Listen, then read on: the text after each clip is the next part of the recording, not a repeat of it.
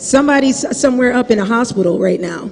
Somebody's burying somebody, couldn't even do a funeral because they won't let them. But in the midst of it all, we are a Christian school. So we're going to give God praise here today. We're going to have some graduates in here, but we're going to give God praise today.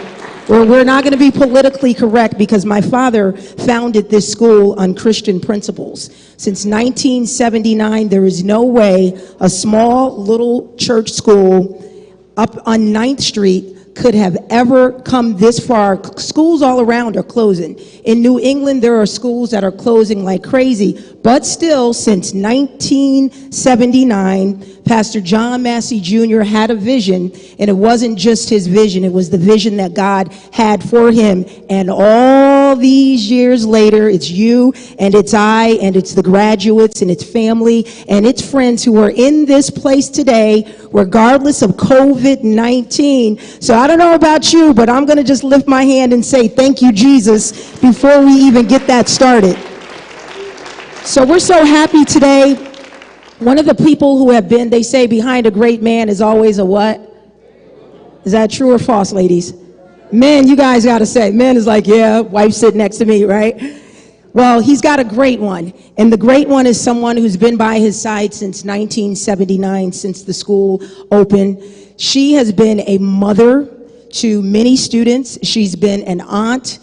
We've shared her, my siblings and I'll tell you, we've pretty much shared Mom, shared her a whole lot. She's been a mom, she's been a mentor, and she has been there from that day, 1979, to this day, when we had 2 campuses traveling back and forth. And you'll hear more about her as she comes up, but I just think it's an honor. And those of you who don't know, a couple of months ago, she was almost not here.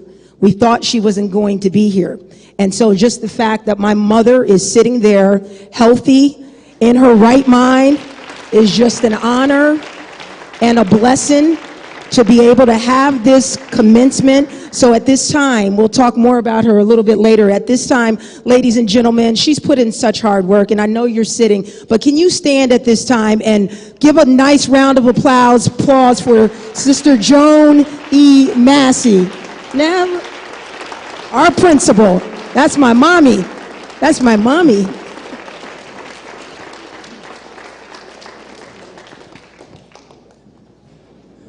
Praise the Lord and welcome everyone. This is really a great occasion this morning, especially with all the chaos and confusion going on all over the world. We are experiencing something that no one else in history has ever experienced. And where there is this pandemic across the whole world, but thank God, God is good. And I especially am blessed this morning because for the first time in a number of years, I have all of my immediate family here, all of my kids and grandkids. Could you stand, please? All my kids and my grandkids, all my kids and grandkids. And only God could orchestrate having this put together, but at this time we're going to ask everyone to stand. And we are going to honor these people, these young people that persevered through all of the chaos and the confusion and everything, and they were able to complete all of their studies. And we have people that are watching us from around the world. A lot of these graduates were not able to make it because of the extenuating circumstances that is worldwide, but they are watching, and their parents and relatives are watching. So we want to honor them just as if they were here. And you'll the ones that aren't here, you'll see their picture up on the screen. The ones that are here, so maybe we should face this way because they're not going to come out that door yet. Okay, you can look at the screen here. And we're going to start with our postgraduate program. And we do have one of the young ladies that is with us, Yogelis Alvarez from Venezuela.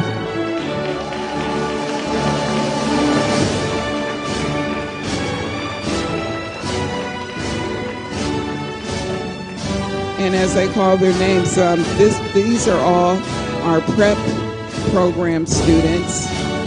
And Yogelis will be continuing with RCA because she came in the middle of the year, so she has another prep year with RCA. Also, they will be attending St. Michael's College in South Carolina. Nazir Andino.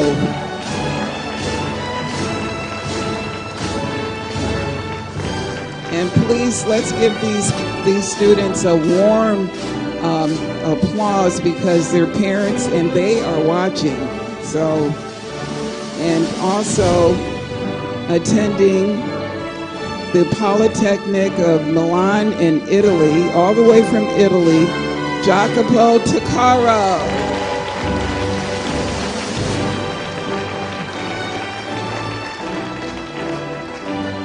Undecided from Brazil, Tiago Amorim.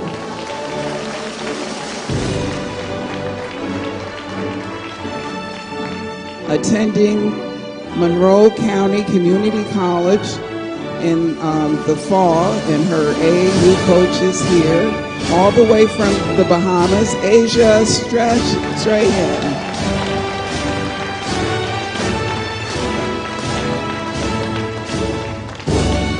Attending State Community College from Indiana, EJAS.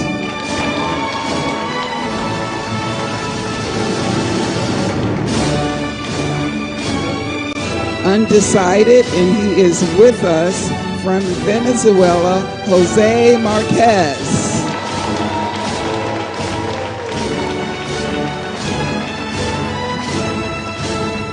Attending Portland Community College, all the way from Kazakhstan.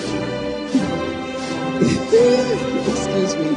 And some of the last names I will not even attempt to say, but we all know who they are. Vladivlav.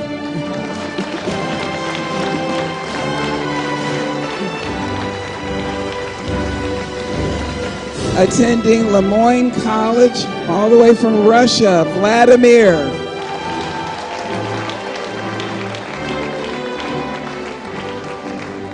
Undecided from the Bahamas, Leroy.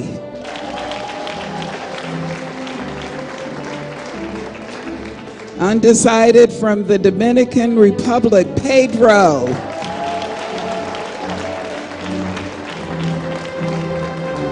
Attending Florida National University from France, Calvin.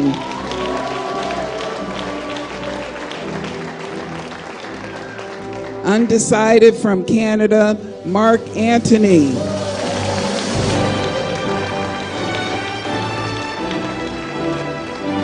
Undecided from Venezuela, Emir Arteaga.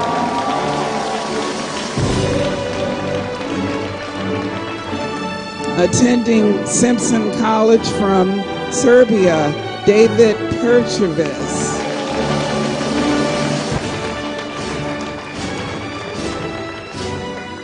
Playing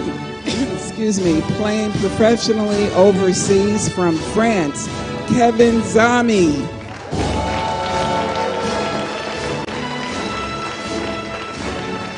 Attending UMass Amherst from Guyana, Akibe Beresford.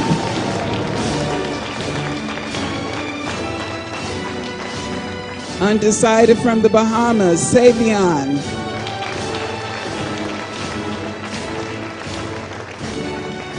Undecided from the Bahamas, Marvin Johnson Jr.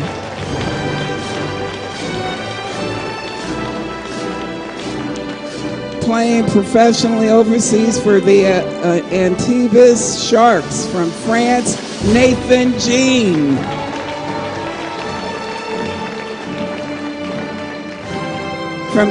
attending the University of Southern Mississippi, from Mississippi, Micah Hardage.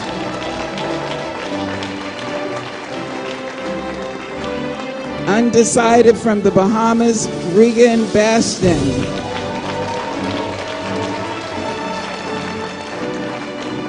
Undecided from Canada, Omarion Gregory.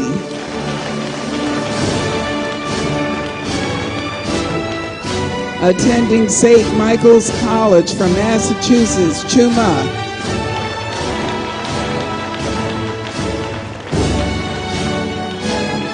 Undecided from the Bahamas, Jaden McIntosh.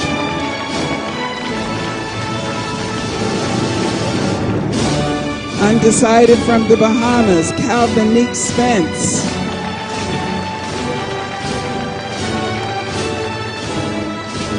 Attending Long Island University from France, Anthony Kabbalah. Undecided from the Bahamas, Zyle Smith.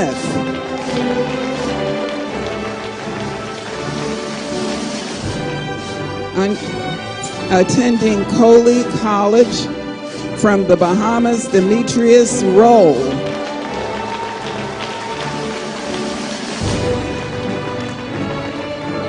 Will be attending RCA for a prep year from the Dominican Republic, Damian Sanchez.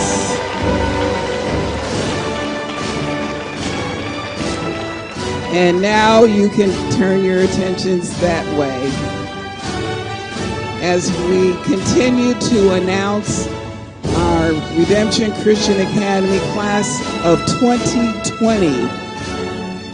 Undecided from the Dominican Republic, Ashley Baez.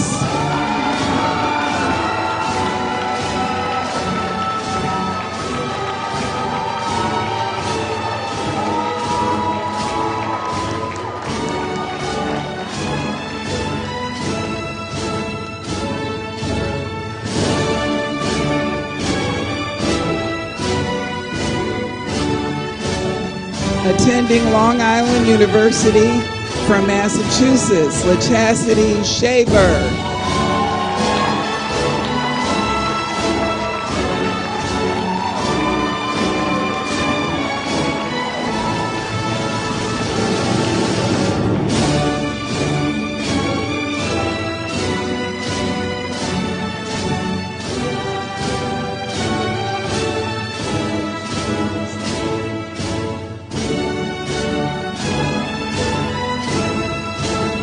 Attending Beacon College from Massachusetts, Sophia Naomi Irvin.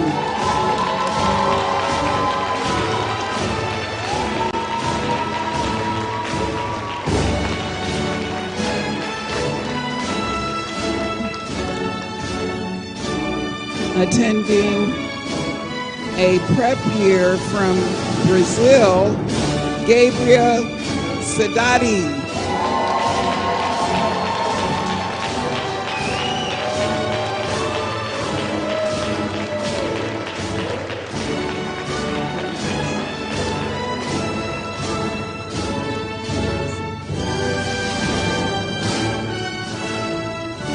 And also attending a prep year at RCA from Venezuela, Manuela Tava.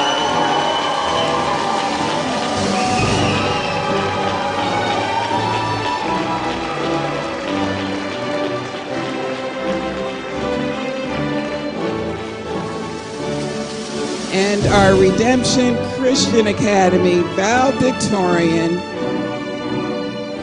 accepted at Iona College, Lemoyne College, Synovia College, Long Island University, Berry University, and Grand Canyon University, our very own Paris Johnson.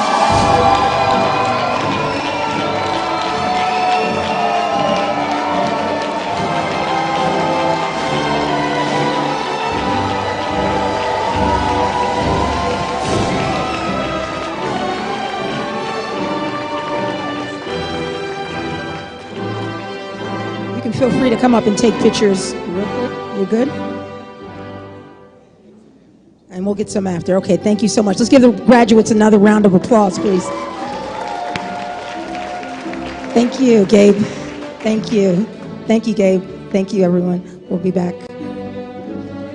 So at this time, we're going to have someone who's been with Redemption Christian Academy a very long time. He's a math teacher, and he also teaches, what else does he teach that they don't like? Chemistry. Who took Deacon Banks' chemistry class, graduates? Anybody? Was it good, Paris? Oh, it was hard. Well, good. You graduated with honors. So Deacon Roosevelt Banks at this time to lead us in a word of prayer.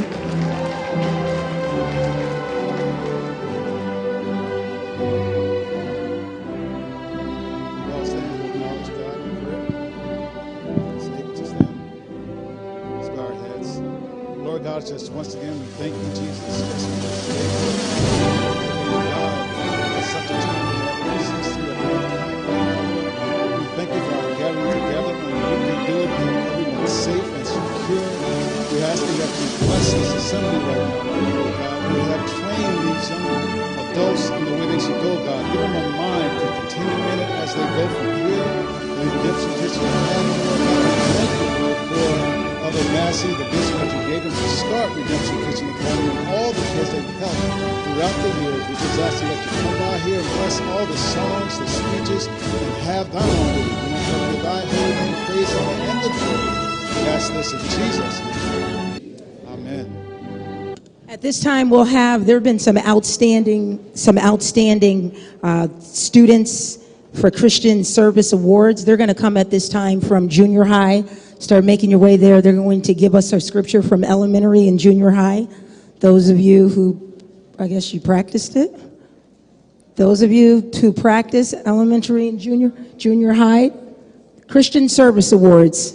Let's give them a hand as they come. Outstanding Christian Service Awards. They've done a lot from community service to, they've done a lot, and they're going to give us our scripture at this time.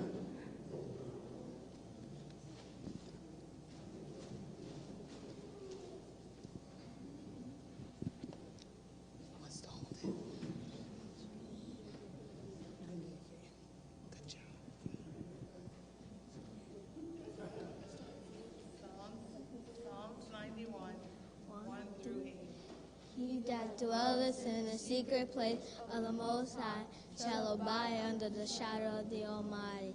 I will say of the Lord, He is my refuge and my fortress, my God in Him my trust. Surely He shall deliver me from the snare and fowler, and from the noisome pestilence. He shall cover me with His feathers, and under His wings shall thou trust. His shoes shall be thy shield and buckler.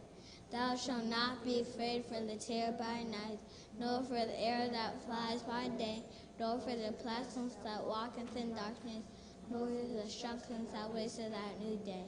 1,000 shall fall at thy side, and 10,000 at thy right hand, but it shall not come nigh thee. Only with thy eyes shall not behold and see the word of the wicked.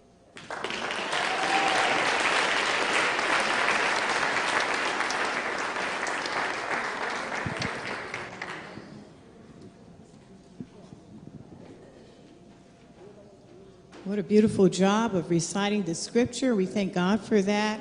And we wanted to acknowledge our staff. This has been a trying year with everything happening around, and the staff has really worked hard together. It's a matter of teamwork. So at this time, we're just going to ask all of the RCA staff, and if you look on the next page in your program, in addition to administrative staff, there's faculty, but there's also a lot of support staff. So if you are affiliated in any way as a staff member, please stand at this time. RCA staff.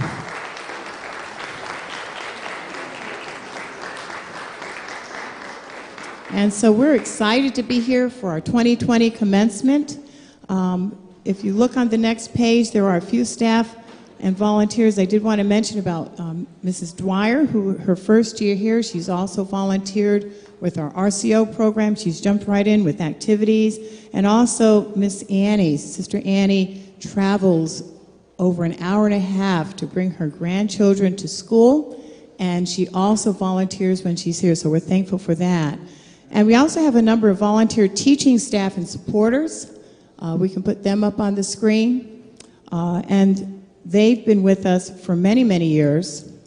The first one that we'd like to mention is Dr. James Tatchik. And he's been a supporter since 1996. He heard about us from the baked goods. He's taught and tutored math and science, worked with our STEM program. He's traveled even to our Northfield campus to work with the students, so we're thankful for him. Also, Dr. Natalie Wimberly, she's worked with our elementary students. She's done grant writing. She came as a parent and also as a grandparent now with our staff. Recently, we've been able to meet Steve Nordhauser, who met us also through the baked goods. And he reached out to us and volunteered to help us get our Makerspace program up and running at the Troy campus this year, working with the students, getting the 3D printer working and up and running, and has a lot of plans for the students, and is still emailing me even over this summer about things that can be done. Also, we wanted to acknowledge Attorney Javon Garrett, who also came to us this year and worked with our students in the mock trial program. And also Ms. Candace Freer, who's with Cornell Cooperative Extension. She's worked with us over several years with our 4-H program, our STEM program, robotics, and we've developed that connection, and we are still in touch with them. Dr. Elaine Garrett of SUNY Polytechnic in Albany, which is the College of Nanoscale Science and Engineering. Students have gone on tours and done classes there at the college, and she's also come here to the Troy campus and worked with the younger students. And the final one mentioned is Dr. Sarah Schulman, who is the Director of Academic Support at Russell Sage College, who has brought tutors and volunteers into the school. We had that set for this year, and we did have to make some adjustments, of course, in March, but we're thankful for all of them. And on the next page, there are some additional supporters. We don't want to fail to mention Mr. Dennis Marr of the Rhodes Foundation, annually faithfully sending support every year. Also wanted to mention, you see in the program, Mr. Charles Toohey supporting our teachers financially. All the ones listed, Sister Grimes' family members also, Mr. Hennessy, Dr. Brassfield, Mr. Busby, you can see all of the names. Even over this summer, Mr. Dan Lill with Lill Overhead Doors coming to visit, checking on the students, checking on the staff, still working to help keep things going. Miss Lydia of Precision North America, and also the Bender Scientific Fund of the Community Foundation for the Greater Capital Region with our STEM grant and support. Tri-County Truck Repair is always helping us out with our vehicles, and also Roth Welding, and you can see all the ones named. And we definitely want to mention Mr. Hinsdale, Donald Hinsdale, who came to us in 1996 as a tutor. He wanted to assist in the classroom, working one-on-one with students, but he also, and some of you that may remember way back then, he tutored Solomon Wan from Senegal, who went on to UConn and started as a center on their first NCAA championship. So he began in that way, and he also provided much financial support to Redemption Christian Academy. Also, Rebecca Miner, another individual who's come to us through the baked goods, I think through Deacon Banks, but she, you see that concert right there, that was the last concert at the Times Union Center in March, the last big event. And she sponsored a wonderful large group of students and staff and members to the concert, and they were able to go and enjoy that. And I think there's a picture of her on the next slide with some of the students, but she's also provided significant financial support to Redemption Christian Academy and helping with the scholarship fund. And last but not least is our RCA Platinum supporters. That's Dr. Doug and Monica Mitchell. They have been the dearest friends and biggest donors in the history of Redemption Christian Academy. Since 1994, they have also provided a wealth of business and administrative advice to staff at the school. Dr. Mitchell's assistance to staff in designing business plans. His wife Monica's hand-on assistance training the Bursar's office in accounting methods and practices. And their impact is pervasive throughout the school even now. They've helped make the school viable and even have visited over the years and are still in touch, even emailing over the summer, even now. So we are extremely, extremely grateful for their impact for Redemption Christian Academy. So we want to just thank all of our sponsors at this time.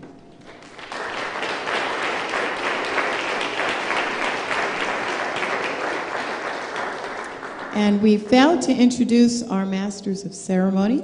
So I'd like to introduce someone who is a radio personality, producer, and one of the first women head coaches of our boys prep team here at RCA. As far as her career in radio, she's been a reporter, sports analyst, news anchor, and is currently on 95.5 FM WSB, the #1 news talk radio station in America.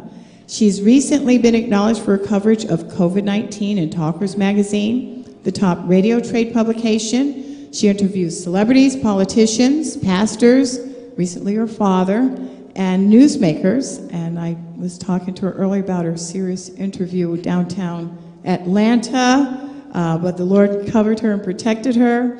And she does important work. Although she does important work for Cox Media Group, she continues even now to volunteer as RCA's social media director, also for Goodway Bakery, the fundraising arm, and Redemption Church of Christ, where this past year she came up to volunteer as coach of the prep team. And she became involved in RCO, restructuring our bus ministry and meals program, which resulted in many souls coming to Christ. And she came from Atlanta, Georgia, to join us for our 2020 commencement. So we're going to turn it back over to our Master of Ceremonies.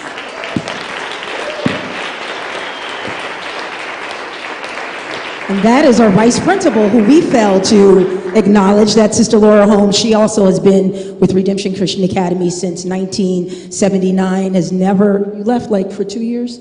No, she never left. She never left at all. But again, how many of you happy to be here? Atlanta, Georgia has been open. Georgia's been open since forever.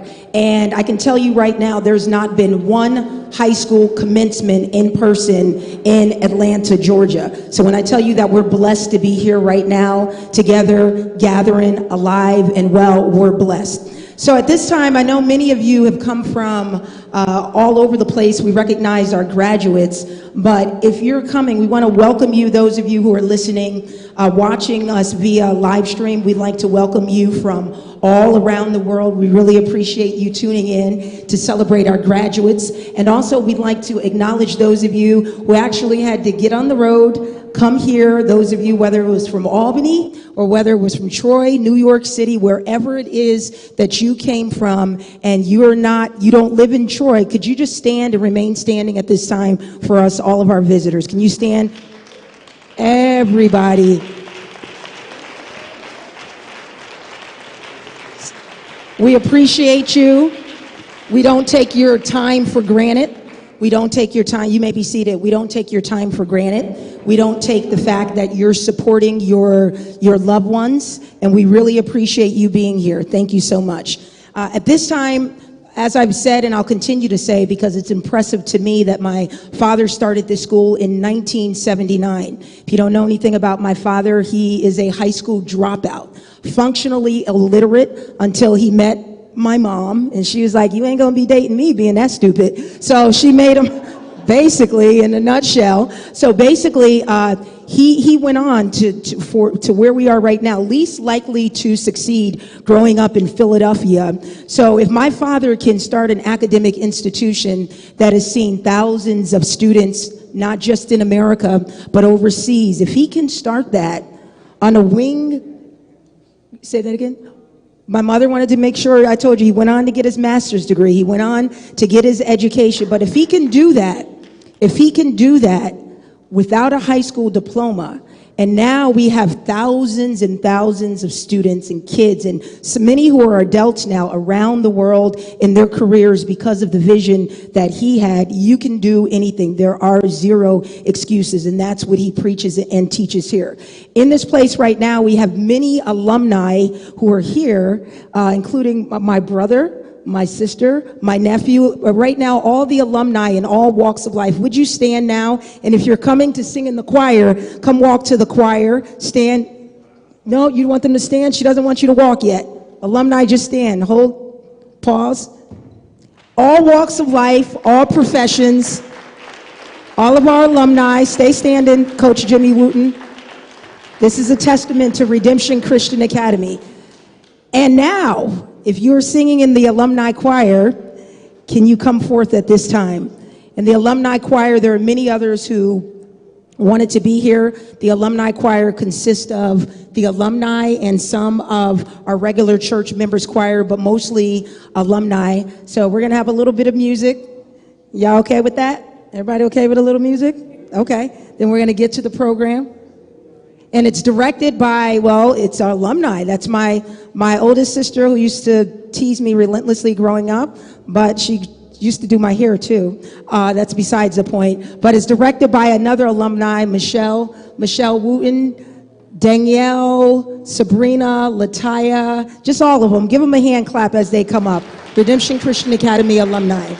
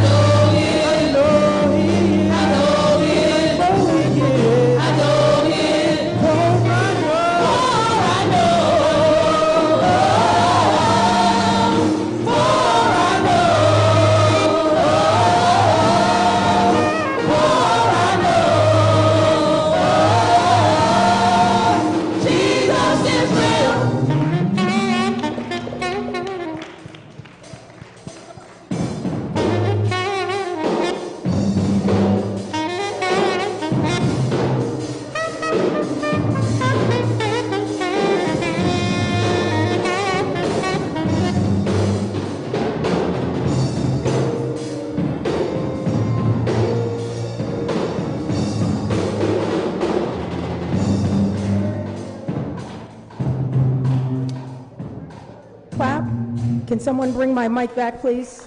Can someone bring the mic back? Thank you. Let's give him another hand clap. Because in the midst of COVID-19, in the midst of a pandemic, in the midst of whatever you're going through, Jesus is still real, right?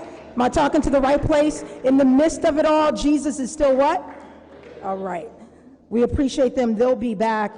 They'll be back. And now we're going to have our vice principal come up for another introduction. You're the introduction lady. It's good.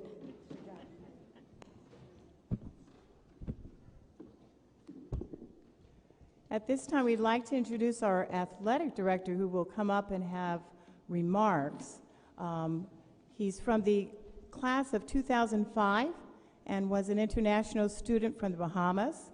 He oversees the athletic program and our participation in NEPSAC, which is the New England Preparatory School Athletic Council.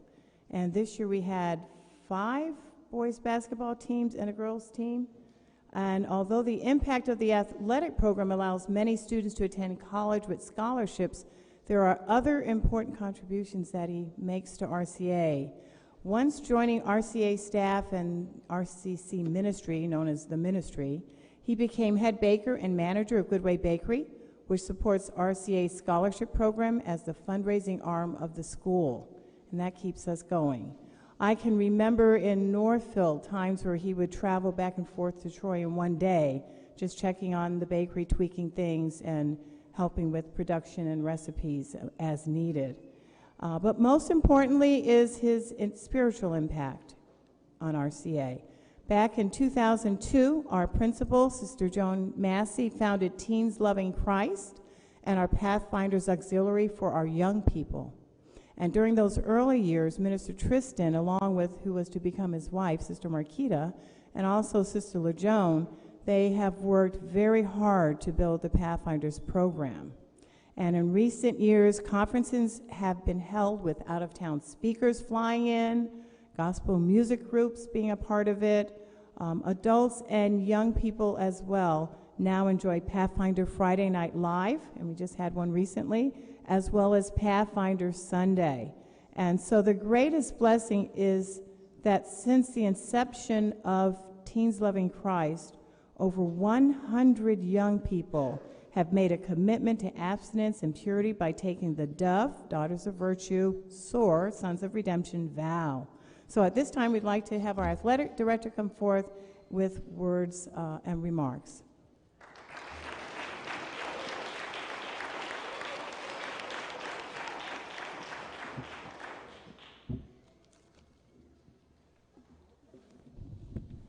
Good afternoon and praise the Lord to all. I'm so glad to be here. To all our graduates, everybody from out of town, welcome. It's my honor and privilege to be the athletic director for a program that has such a rich history. And I would also at this time like to thank Brother Brandon, who helps me, his assistant, many late nights we had scheduling games. And I also wanted to give a shout out to Coach Milani for coming down this year helping out. And my brother-in-law, Kevin, he's coming down, and Brother Jimmy, those alumni who played, back in the day. And Coach Twiggs, being part of the 90s basketball, redemption that's so famed for.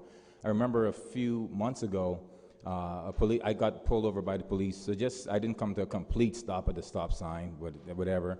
So he pulled me over, and I don't know, I had something in the car, and he said, "Are you from Redemption Christian Academy?" I said, "Yes." He said, "I remember when Lamar Odom came and he dunked on our whole team." I said, "Oh boy." I said, "I'm in trouble now."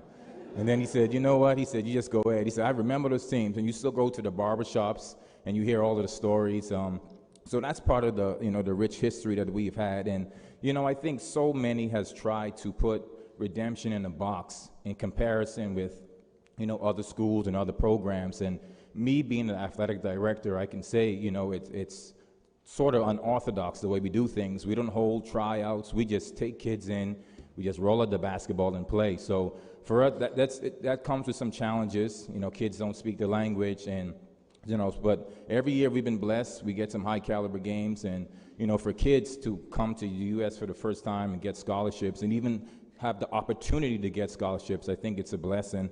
And I would also acknowledge our MC, but I would leave that to her. She's going to tell you how many points did you average. I can 48 points a game, so she's probably going to give you the whole spill. But And I also want to shout out to our students this year. It was such a tough and challenging year with the coronavirus happening. I remember we played our last game, and then the next week all of the kids were gone. But it just shows you how uncertain life is. They were getting ready to have AAU, and this one was on this team, this one on that team, practices and tryouts, and the next thing you know, they're at home not knowing, what was going to happen. But, for the most part, I think all in all, God has been blessing because this is our biggest signing class, and we still have some kids to be signed. So thank God for that. And I also wanted to, if he's watching, have special acknowledgement for Jordan Kelly. Was a young man I coached 4 years, this year he left.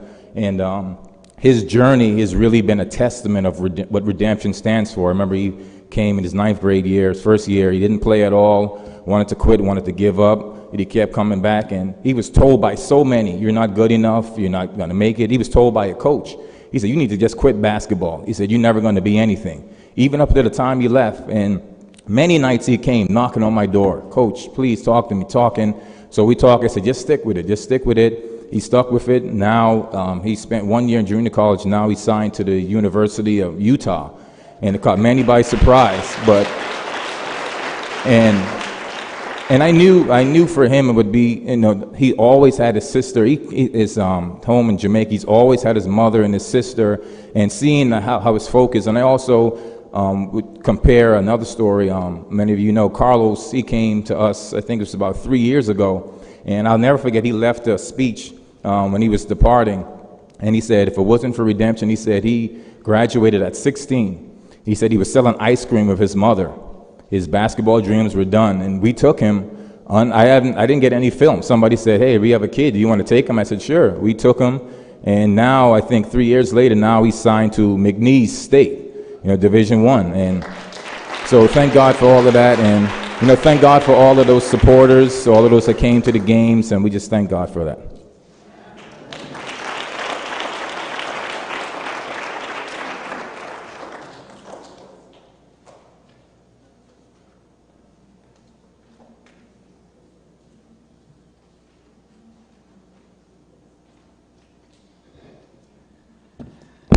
As Minister Tristan said, it was very challenging for the young people, especially having to leave in such a short space of time. But even through the challenges, we've managed to have some of our young people rise to the occasion.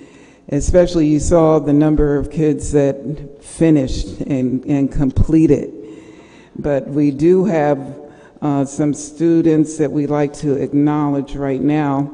Not only did they complete, but they went on to excel. Some of them are not here, and they're watching. And for semester, everybody knows how hard it is to make honor roll. You have to really, really work hard. These students' honorable mention, they barely just missed it for the first semester. And Michael Hardidge from Mississippi, and Demetrius Roll from the Bahamas, and Savian Lamore from the Bahamas. Yeah.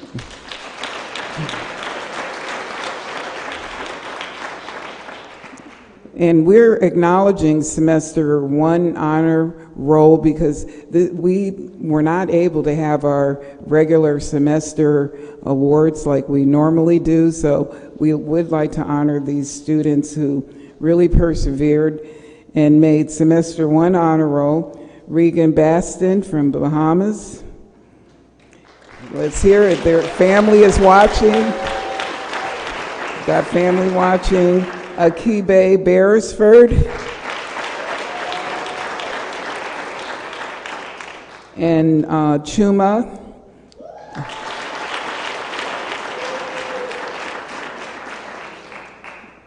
and also Calvinique Spence,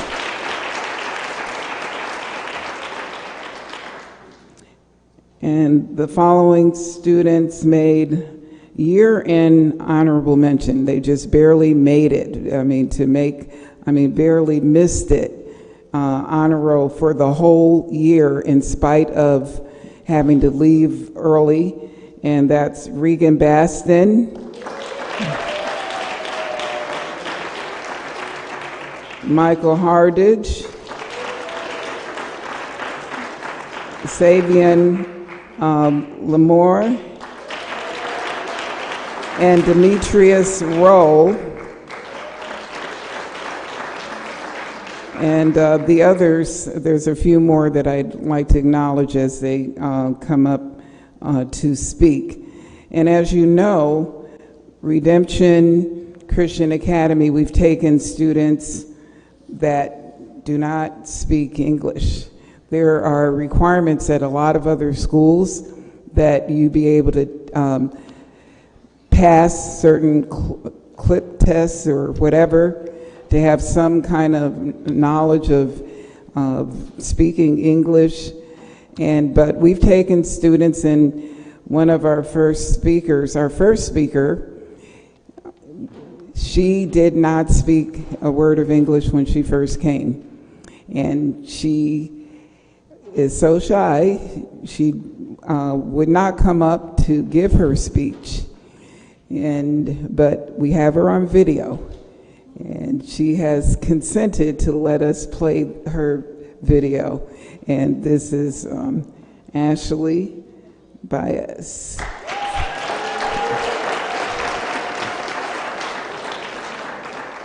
from the Dominican Republic.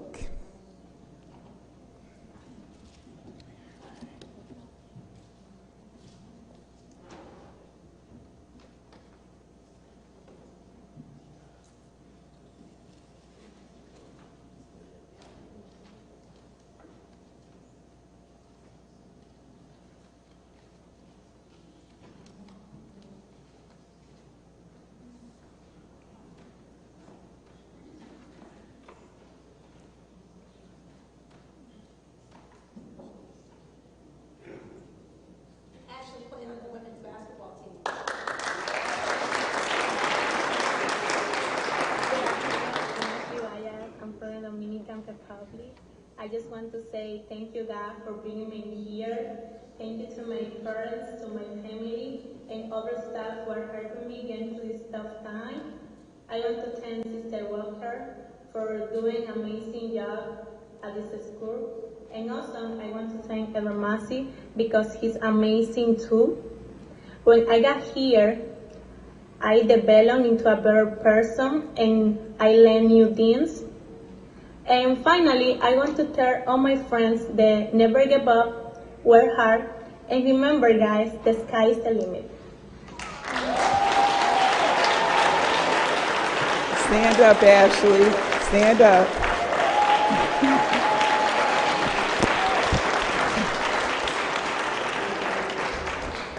Isn't that amazing? Didn't speak a word of English, and very, very feisty on the court.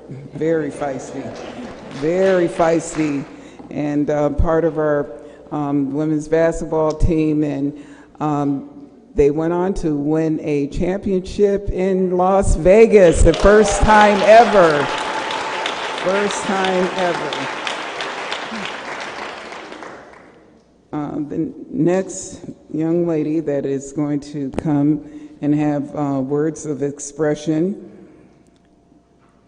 Also, she made honor roll for the entire year.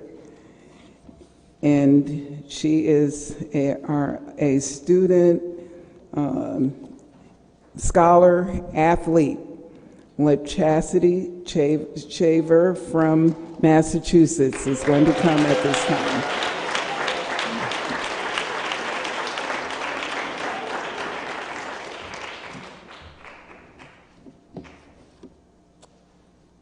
Good morning, everyone. I first want to say how happy I am to be back at my second home. During an unfortunate pandemic, I'm happy that we can gather together to celebrate the class of 2020 that was cut short. In a time like this, it really shows how much you have learned and what you should carry on in life. 2 years ago, I came to RCA, something I never imagined doing. Thank you, Twigs, for referring me to come to a prep school to better my athletic career. I want to thank Elder Massey and Sister Massey for giving me this opportunity to grow as a person. Coming to RCA was life-changing for me. I have friendships that will last a lifetime, even if I won't see them again.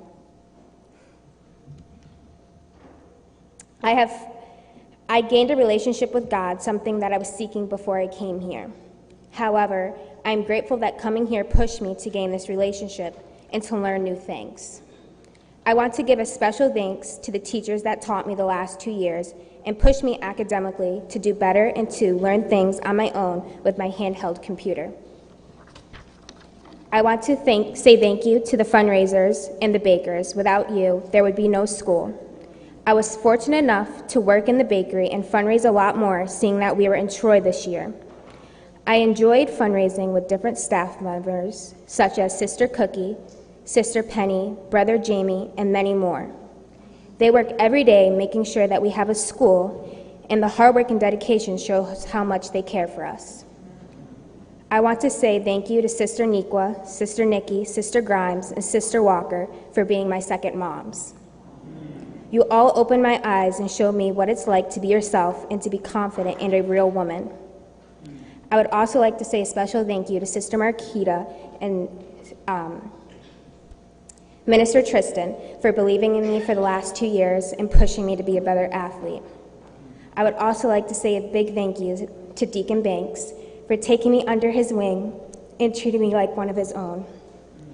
I really appreciate all that you do for me and want to ask for a better dad.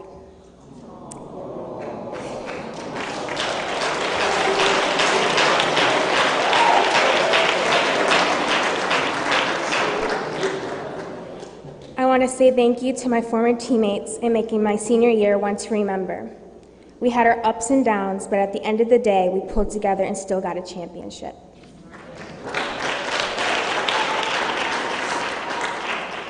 I lastly want to say thank you, Mom, for being my #1 supporter and allowing me to leave home at the age of 16. I'm definitely a mommy's girl, so it was definitely hard. It was hard being away, but it was easy knowing that I was in the hands of RCA staff and that they really do treat you like family.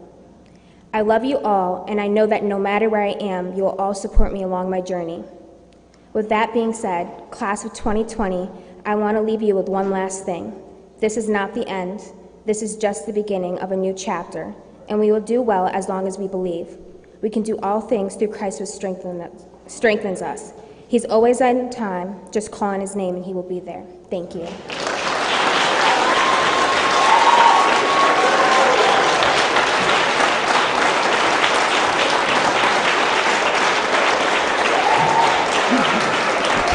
Let's hear it for Chaz.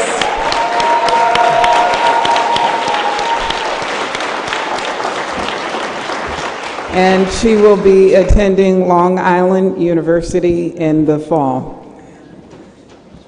Our next speaker is a Founder's Choice Scholar, and from Massachusetts, Sophia Irvin. And Sophia, you're witnessing something major right now, because when Sophia first came to this school, she wouldn't say anything even in front of the classroom, let alone in front of an audience like this. She has really blossomed, really blossomed. And I wish we had time. She sings. She can really sing. She might sing for us at the end of her speech. Who knows? Yes, go ahead, Sophia. Good afternoon. I just wanted to say thank you so much for your generous thoughts of me.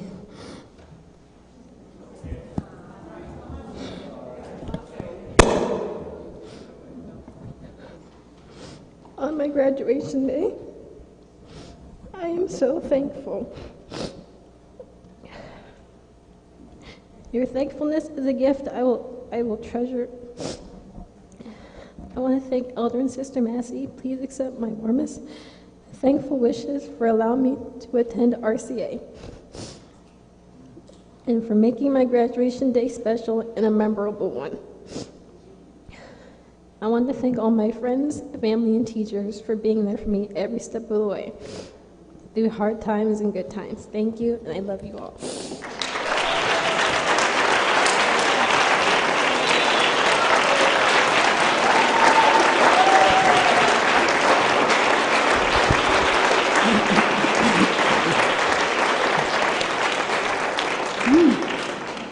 Whoa, it's hard for me to say anything after that. Beautiful, beautiful, Sophia.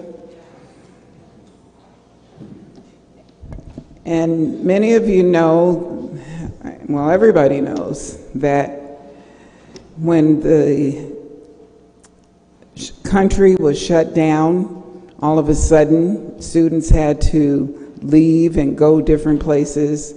Well, there were some students that could not leave, and some made the decision they were staying.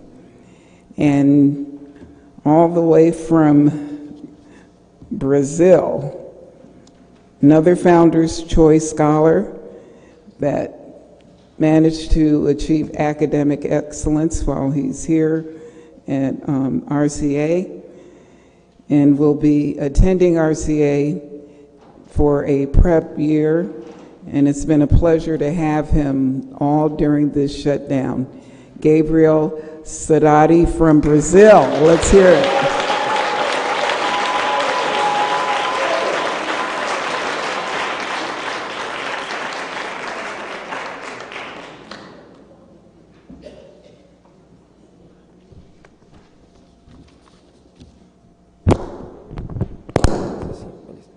Praise the Lord, everyone. First of all, I want to thank God for His goodness, for His mercy, for the opportunity to be here, and for keeping us another day. Without Him, nothing would be possible. Today is a special and exciting day. It's our graduation. Thank God for another achievement in my life. For those who don't know me, I'm Gabriel. I'm 18 years old. I'll turn 19 in a couple weeks. I came from Brazil to do my last high school year. That was a dream that I had a long time ago, and I finally made it come true. I wanted to thank Bruno, that guy that contacted the school, for the scholarship and for everything. He's from Brazil. He helped me for the scholarship, with the scholarship. So coming to Redemption Christian Academy was one of the best things that happened in my life. Of course, it's a different experience. I'm away from my family. I miss my parents a lot, I'm not gonna lie. I love them so much. I'm so thankful for everything that they did for me all of the years. They always work so hard to give me a better life, because they didn't want me to go through all of the difficulties and struggles that they went through when they were my age. So the time that I'm here at Redemption, I had a great time studying, playing basketball once again. But unfortunately, the coronavirus came, messed up things. I was really sad about that because it's my first year here and all these things happening. But God had plans for me. So in this spirit, happened the best thing in my life. I was baptized in Jesus' name.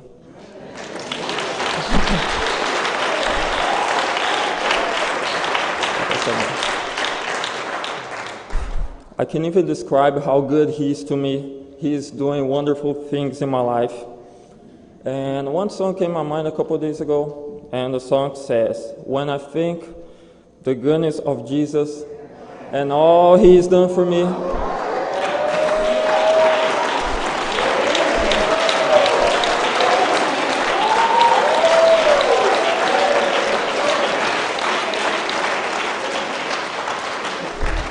my soul cries hallelujah."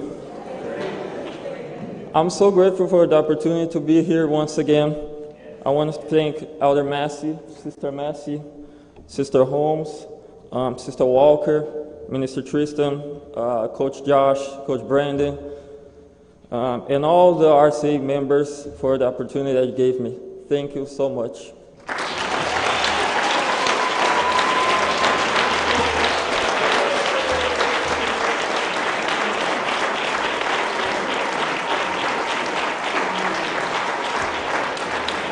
Let's hear it for Gabriel.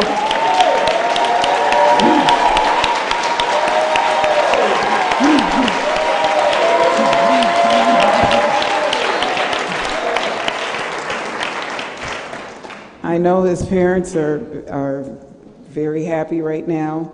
They're strong supporters, and we appreciate their support watching right now. And next we have a young lady, also a member of the basketball team, scholar athlete, and maintained honor roll for the entire year. And she will be returning to RCA for a prep year. We're happy to have her. And she stayed also during the shutdown. And that is Manuela Tovar from Venezuela. And she has her family here from Venezuela.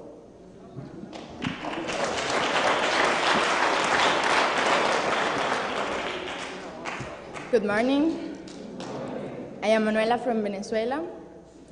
To begin, I want to thank God for giving me the opportunity to come here to the United States, to continue with the future that I'm working for.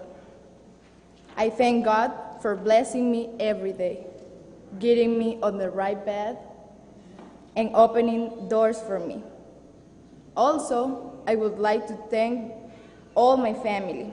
They have always encouraged and helped me throughout my life, especially my mom, who has always been there for me, helping me, protecting me, advising me, and fighting for me. Everything I am right now is thanks to her, and everything I will fight for and achieve will be for her. I want to thank RCA for opening the doors for me and getting me in the nice family environment. I would like to thank Elder Massey and Sister Massey for allowing me to be here and continue with my studies. Thank you, Auntie Nikki, for always help me in everything. God allow you to help me. You are a second mom to me. And I love you so much. You will continue to always be there for me, and I hope God bless you a lot. Thank you, Nikwa. You always been there for me since I got here. You are like my older sister and are one of the people I love the most and trust. Thank you, Deacon Banks, for always being able to correct my English, laughing at us, and traveling. Thank you, Sister Walker, for supporting me, taking care of me, helping me, and teaching me. You have been an excellent person with me. I love you, and I'm grateful for everything. Thank you, Sister Grams, for taking care of us and always looking out for us. You love us very much, but doesn't show it.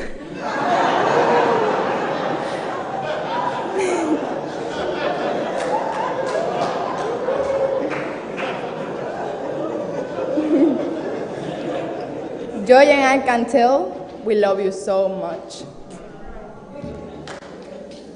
Also, thank you to all the staff here that in one way or another are there to encourage and support us in all our academic and athletic progress. I want to speak a little bit about my whole process of my arrival here at RCA. To start, in Venezuela, I had many good and bad moments. When I was in my country, I ate little or sometimes I didn't have food to eat. or we didn't have our basic needs such as water or electricity. There were difficult times, but God blessed me with a scholarship that I received here in the United States, as I always dreamed. The process of finding the money to come here was difficult. We didn't have any money, but there were many people who helped me. When I got here, I was super scared because I didn't know how to speak in English. And I didn't know how to play basketball. I play volleyball.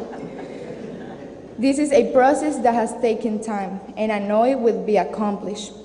It has been difficult, but I can do it, and it will be worthwhile.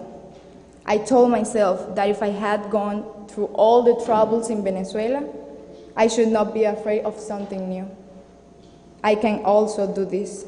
If God put me here, it was for a reason.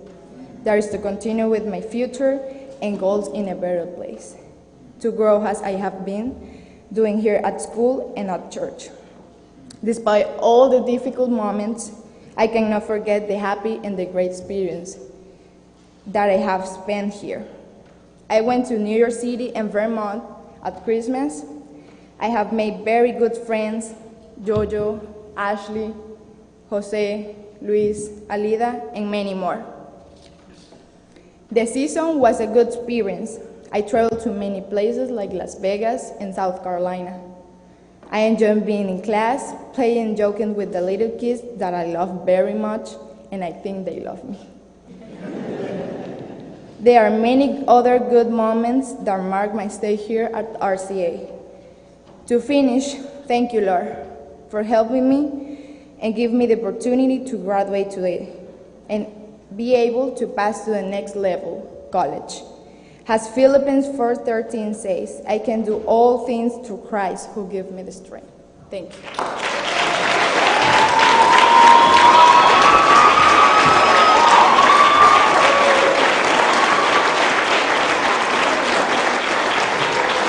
Let's hear from Manuela.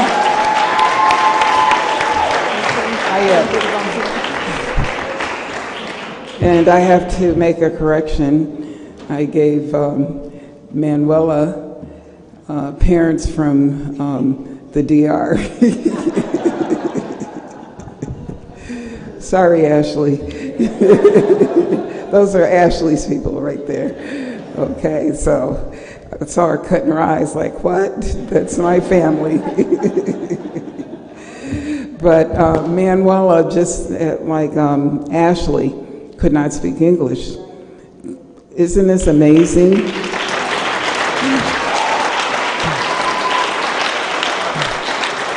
Amazing job that the RCA staff time that was put in, but these girls were hard workers, very hard workers, and appreciate that. Last but not least, our valedictorian for 2020. She was selected one of 30 area high school students who had their graduation speech televised. And they went through, she had a video recording of her speech, and they went through and they only picked 30 out of the whole area, and she was one of the ones that was selected. She maintained, in the midst of all the confusion and everything, maintained honor roll for the entire year. She is definitely has been a scholar all her time at Redemption. She's been accepted at Iona College, Lemoyne College, Casanova College, Long Island University, Barry University, and Grand Canyon University. And she is our very own from the time she was little girl here, and it's a pleasure to introduce to you that don't know her and to present to you that do know her our 2020 valedictorian, Paris Johnson.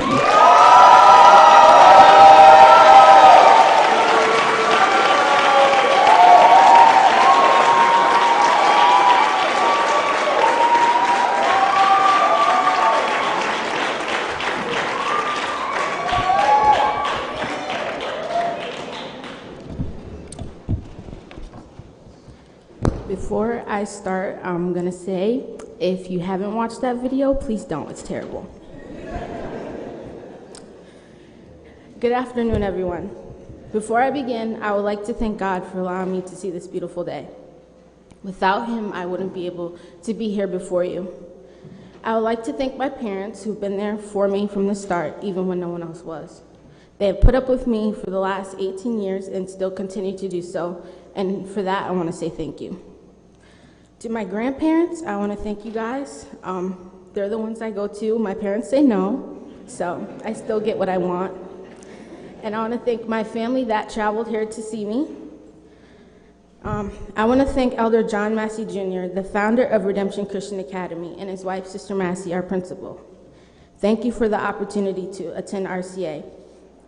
You both have done so much for the students, staff over the years, and I'm grateful for both of you.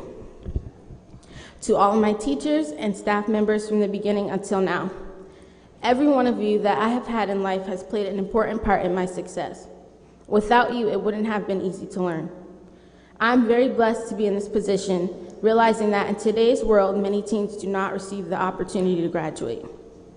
I've had many ups and downs throughout my school years, although I have to say my senior year has been the hardest. No one could have expected the pandemic of COVID-19 to end the school year so abruptly. However, my family and my friends helped me through these uncertain times. I want to thank my peers for making my high school experience a lifelong memory. We shared many crazy times over these past 4 years. We played charades and even debated about which NBA star was the best.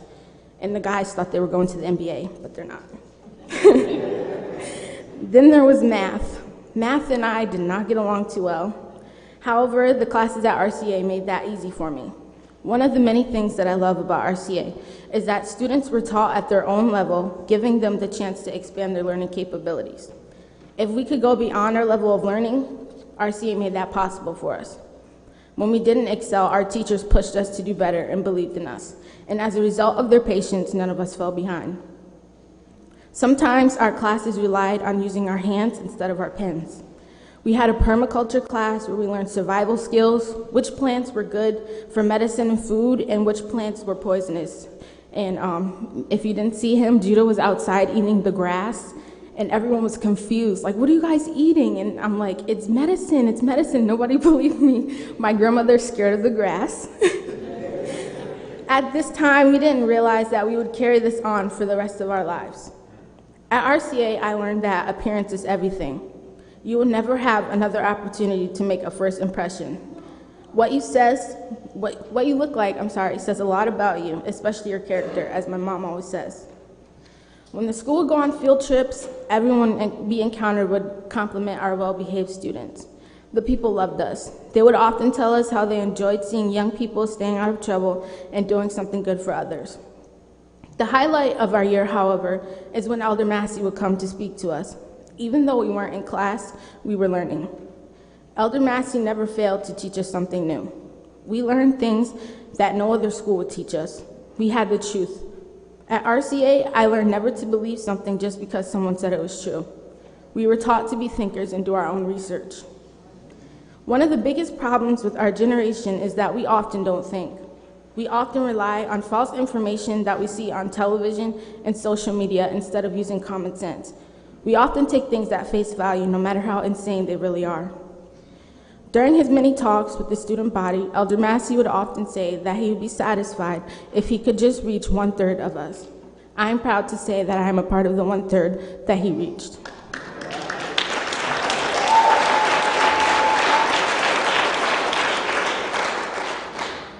Again, I want to thank Elder and Sister Massey for imparting their wisdom to us students and for being great examples of what a great man and woman should look like. A big thank you to our youth leaders, the Welchcombs, for our Pathfinders program. Thank you for looking out for us and making sure we were on the right track. I'm sorry. I want to thank Sister Loris, my English teacher, for helping me to become an award-winning poet.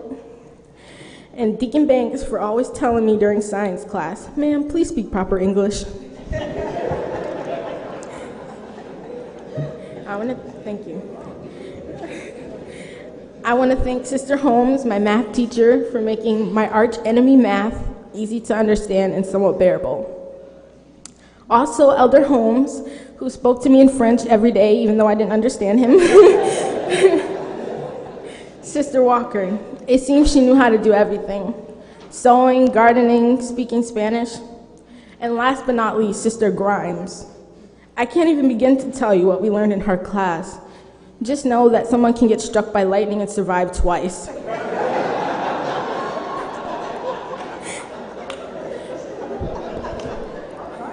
And lastly, I want to thank one of the most important people in my life. I want to say thank you to Nikwa.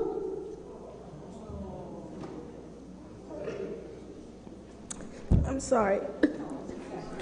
I said I wasn't going to cry, but I did anyway. I want to thank Nikwa for being the best big sister anyone could ask for.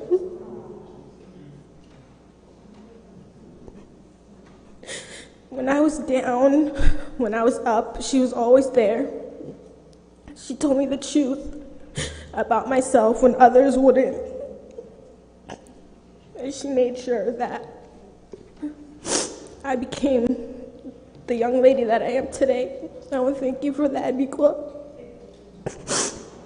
And I want to thank Brandon and Kenyatta also for our long pep talks and for giving me a ride home, and Brandon for buying me stuff I didn't need. And overall, for anyone that I missed, I want to say thank you. I want to encourage the class of 2020 to remember never to give up. When things get hard, just know that they'll get better, especially with God. Always go with him, even if you have to stand alone, because he'll never leave you nor forsake you. Thank you.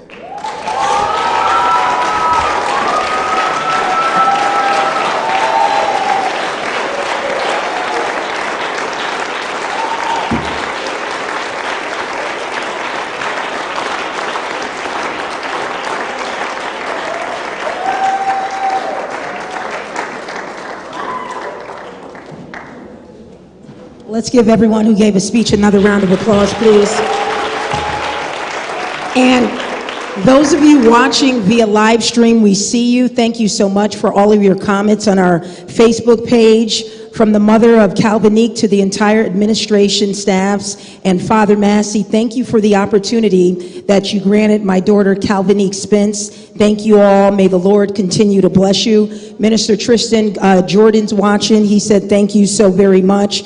They're watching from Brazil. Gabriel, your people said thank you. Thank you for watching. Manuela, your family is watching too. They said they love you and thank you. And just thank you all for watching on our live stream as the choir comes forth to give us another selection. After the choir, Minister Tristan will introduce our commencement speaker. But on live stream, again, we see you from all around the country. Thank you everyone at RCA for taking time out for my son, Nikitha Roberts. We see you.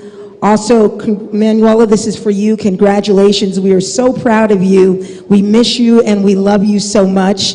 So they are watching on our Facebook live stream all around the world, and I think it's an honor and a privilege for us to be here in Watervliet, New York, to continue to change lives of not just people domestically, young men and women, but from young men and women around the world. As our alumni choir comes up, one of our graduates, Damian Sanchez, says to you, congratulations, little sis Ashley. Damian says congratulations. He's watching. Regan over in the Bahamas, that's my boy. Thank you, Miss Roberts, for watching as well. Amy, we see you. She's watching. Alumni choir.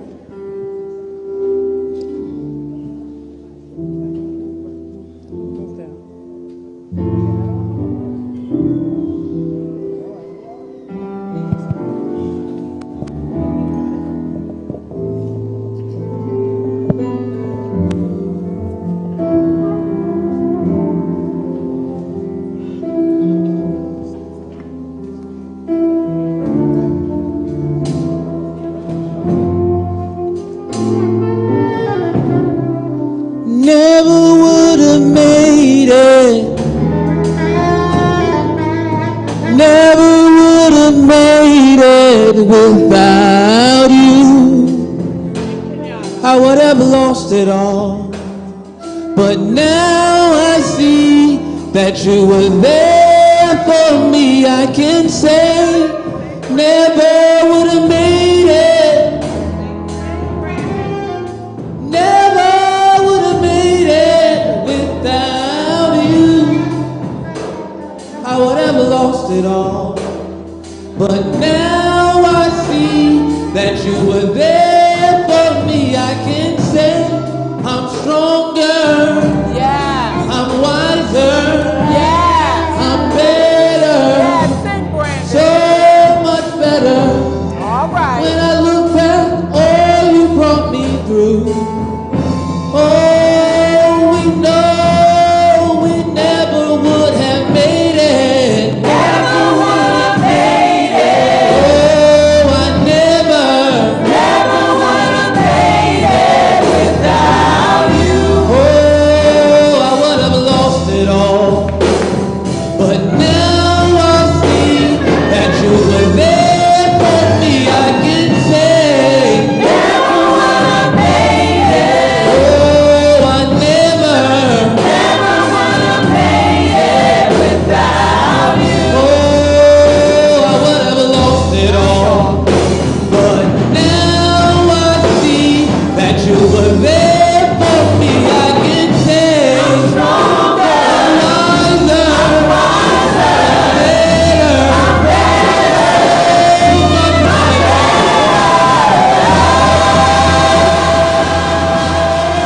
brought me through. Oh Lord, oh we can say I'm stronger, I'm wiser, I'm better, so much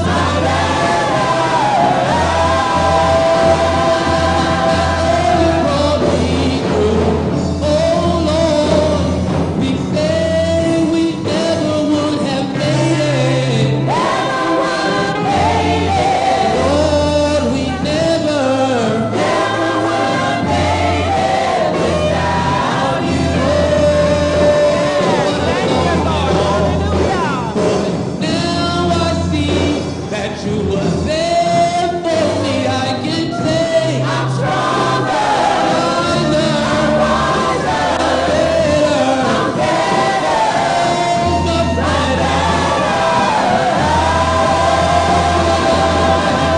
you brought me through. Oh Lord, we will say we never. I'm stronger, wiser, I'm better, so much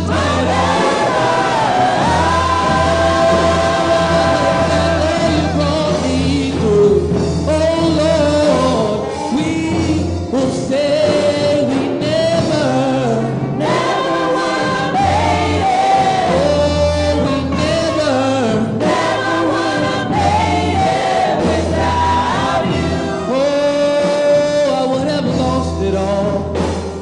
But now I see that you were there for me. We say, never would have made it. Lord, we never would have made it without you. Oh, I would have lost it all. But now I see that you were there for me. We say, never would have made it.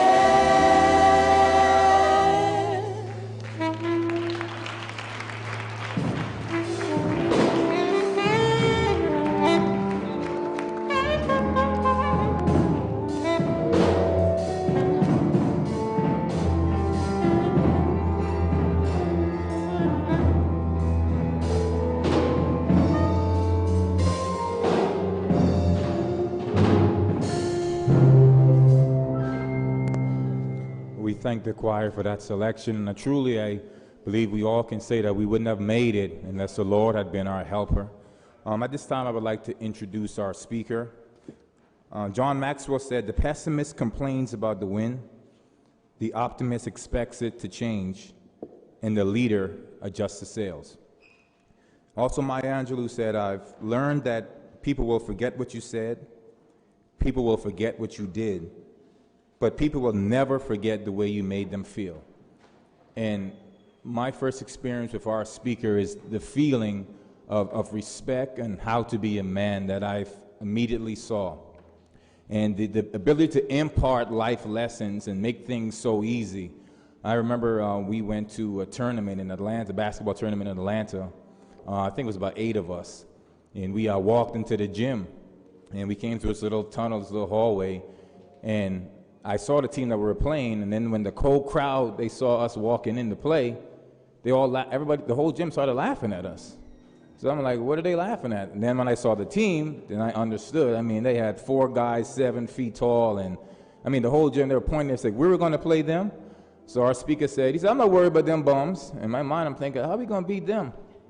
So we kept playing, and then the ability, the way he made things so easy, so simple, we just went out there and played, and ended the game, we won by 33 points. And I kept, and then so the story isn't over. The team was so mad, they flew all the way from California. They played us at Tamarack High School just for 1 game. They thought it was a fluke, they were so mad. And then the same story, just a different day, we beat them again by 30 points. And for me, just the fact that somebody has a command and to make something so much easier. And for me, what stood out was I was always not the type to want to put forth any effort. Squandered so much time, wasted so much time. But it wasn't until I came to Redemption under the tutelage of our speaker that I've learned so many life lessons. Everything that I know today is a testament of everything that I learned from Redemption. And I think we all know our speaker, Reverend Massey, and for me, it's just been an honor and privilege over the years to be under him in church and just everything. And I ask that you all help me welcome our speaker at this time.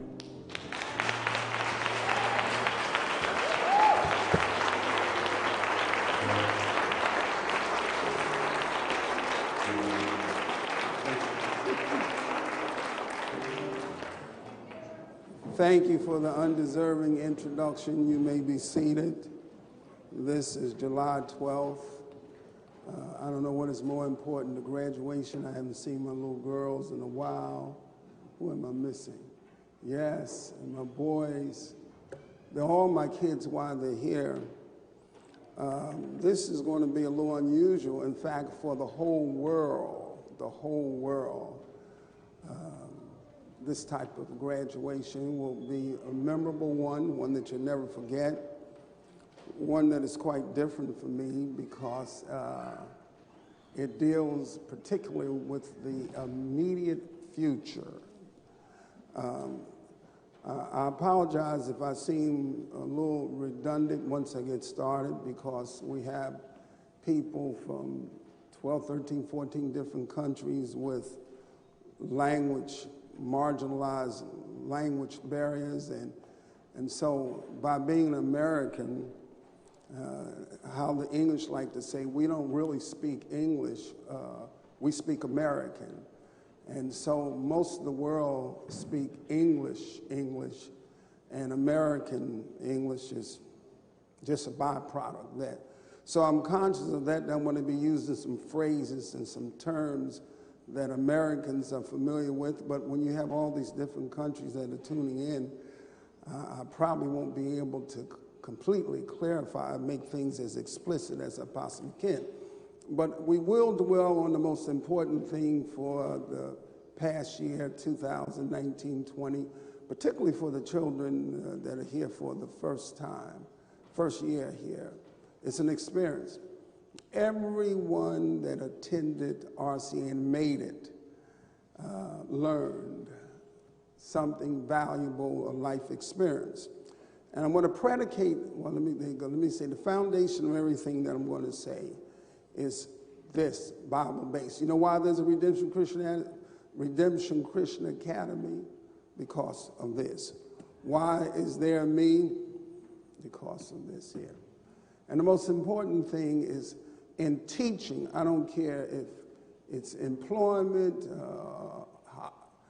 it doesn't matter what industry, it's called impartation. That's extremely important. what good does it do to have information and you can't convey it or explain it and no one can understand it?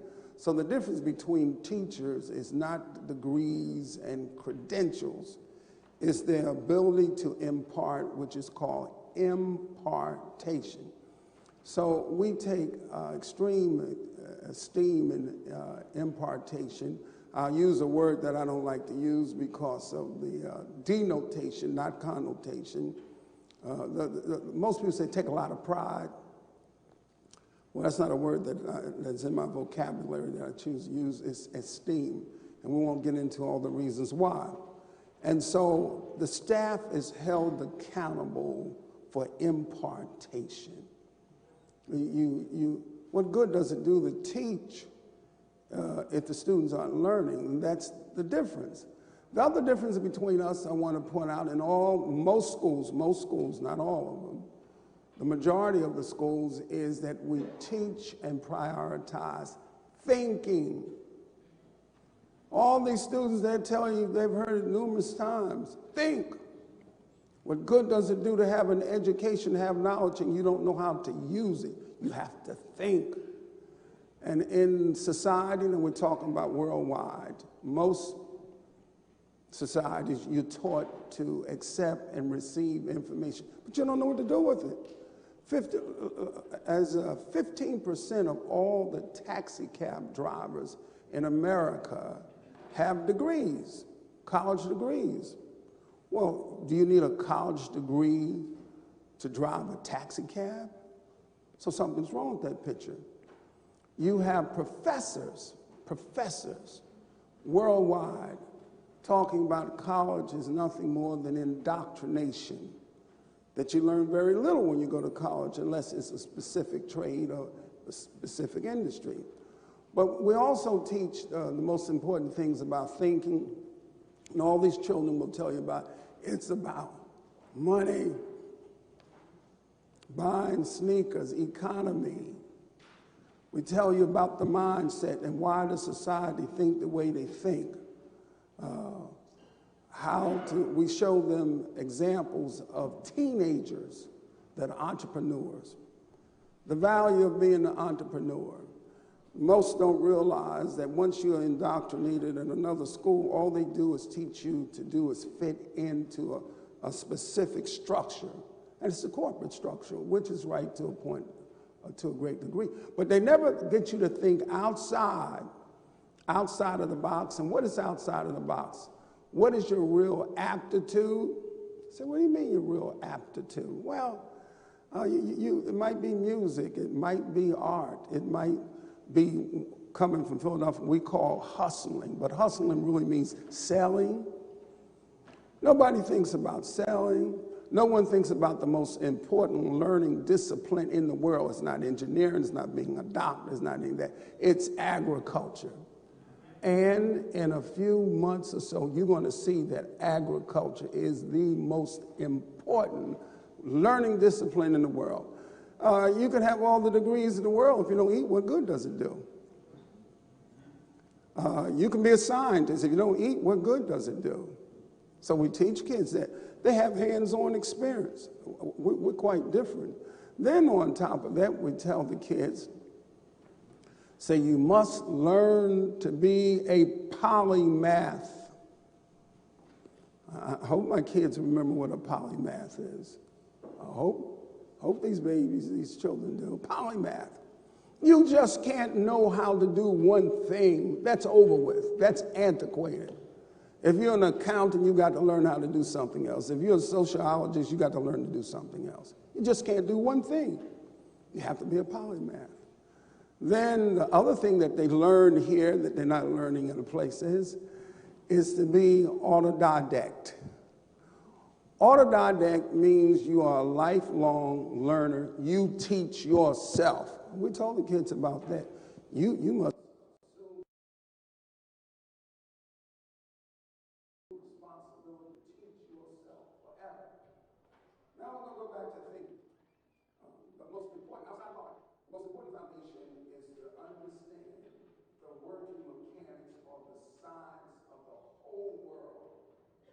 You got to understand how the world works. And they don't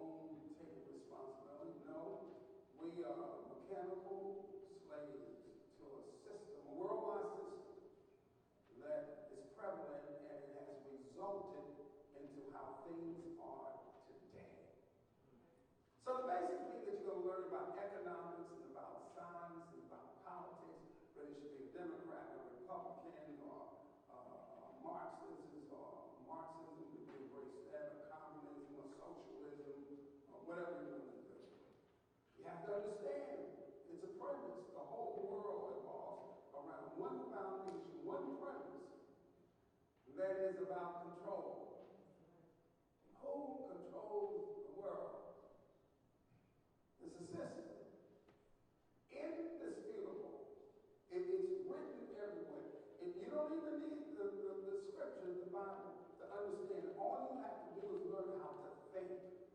I'm going to give you a little education before I get in here. Who rules the world?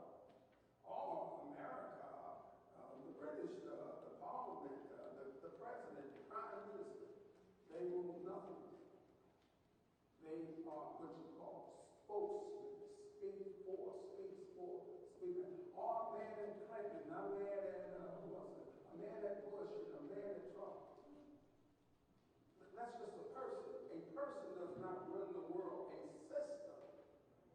How can one man, prime minister, how can they run the world? But it's right here before our eyes who runs the world. All right, let's do a little baby test. How many have a credit or a debit card? Don't respond. Don't respond.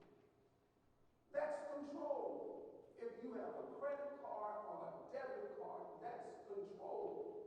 Let me see. Now, who is that? The construction workers or carpenters? Yeah. Oh, wait a minute. If you have a car, or you bought a car that's paid for, it's not paid for. Wait a minute. Who controls that? Maybe it might be a scientist or somebody master or a shoemaker or farmer might control it. So wait a minute. I got a car. And you don't own it until you pay for it. So that's my car. Oh, that's just a car. The bank owns the car. You own a house? No, that's a car. You don't own a house. And then after you own it, you got to pay taxes. Still, you could have a person, or I'm going to use your word, I don't like to use the word thrive, and say, I own my house. You don't know. Who gave you the money? If you didn't pay cash for it, who gave you the money? So all that's news thing. So if you want to pay to go to college, you have to get some money. You get money from a farmer. I want to build an airplane. So I got to get some money. I'm an inventor. I need some money. Everything revolves around money. Look, listen. Right now, they have stopped printing. I'm trying to think of a nice word. Money. Some of you think you have 2,000 have a bunch of money. You don't have any money. You have a currency. You have a currency. Protected against nothing. So now you can use it. Why? Because they decide we can use it. Or you want to apply for a big television. We need a credit check. Wait a minute, credit check? That implies someone's in my personal business. Yes, they're all in our personal business. So you go to apply, they want to know everything about you, and then you don't make the decision, they'll make the decision, well, we'll give it to them, we won't give it to them. Well, who controls that? America has the largest military in the world. Who pays them? You do. Rich people don't pay anything. It's the working class. You do, working class. I don't care what country you're in. You can be up on Mars. It's the working class. Let's go back to the Roman Empire. The downfall was when they were fighting wars for expansion. I'm getting to the crux of the matter. They started taxing the people. If you see in the scripture, it talks about Joseph. They kept taxing them and taxing them and taxing them. Guess what they do here in America? All the world, tax and tax and keep on taxing. You pay for it and pay for it. Then they play the sight game on you. Ask a question, you can respond. How many got your income tax return? Or you don't get them in here? Excuse me, those international people. I got to deal with these Americans here first. First of all the government gave me my tax return, my state, federal. It was your money anyway. What you mean? No, they gave you a portion of it back. They gave you a portion. Does everybody understand? It was your money. Oh, look what I got. Oh, again. There goes up there. So you don't like to think. Listen, all the preacher's doing is trying to get you to think. Interest, wait a minute. Now I want to buy something. Interest. Let me tell you how they trick us. I bought that house for $100,000. You tricked. When you finish paying it for 30 years, you're going to pay another $60,000 or $70,000 for that house. So you didn't buy it for $100,000. They just don't want you to think how much money you're going to pay for it. It's the interest. Everything is about interest. Now here's a good part about it, since I got all these thinkers here. One of the brothers said, was it Walmart, said they're running out of change. You know, coins, lie. I'm going to use that word a lot, lie. What do you mean? So people taking all their change and dumping in the river? No, they're taking off of the market. The new thing now is, can I go back here? Cashless society. Another brother showed me the other day that he no longer gets paid by check or whatever, how they pay. I don't even know how they pay him today. It's called, not an American credit card, it's called Global Cash. What is it called? Global Cash Card. They got to get rid of dollar bills. They don't want you to have their currency any longer. And then someone else told me, who's the other one? Pizza Hut, another one. It's Global Cash Card. And so they're getting rid of the money. This was 2,000 years ago, say they get rid of not the money, the currency. They're getting rid of it. Now why? Now who's doing that? Is that the farmers? Is it the construction worker, the truck drivers? Who's doing that? Bankers. So I got to see now who controls everything. If it's a house, if I'm employed in a factory and the factory has to borrow money, the owners have to borrow money to expand.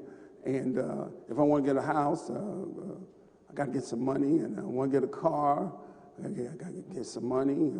So it tells me that bankers have a very strong hold onto all of society. Bankers.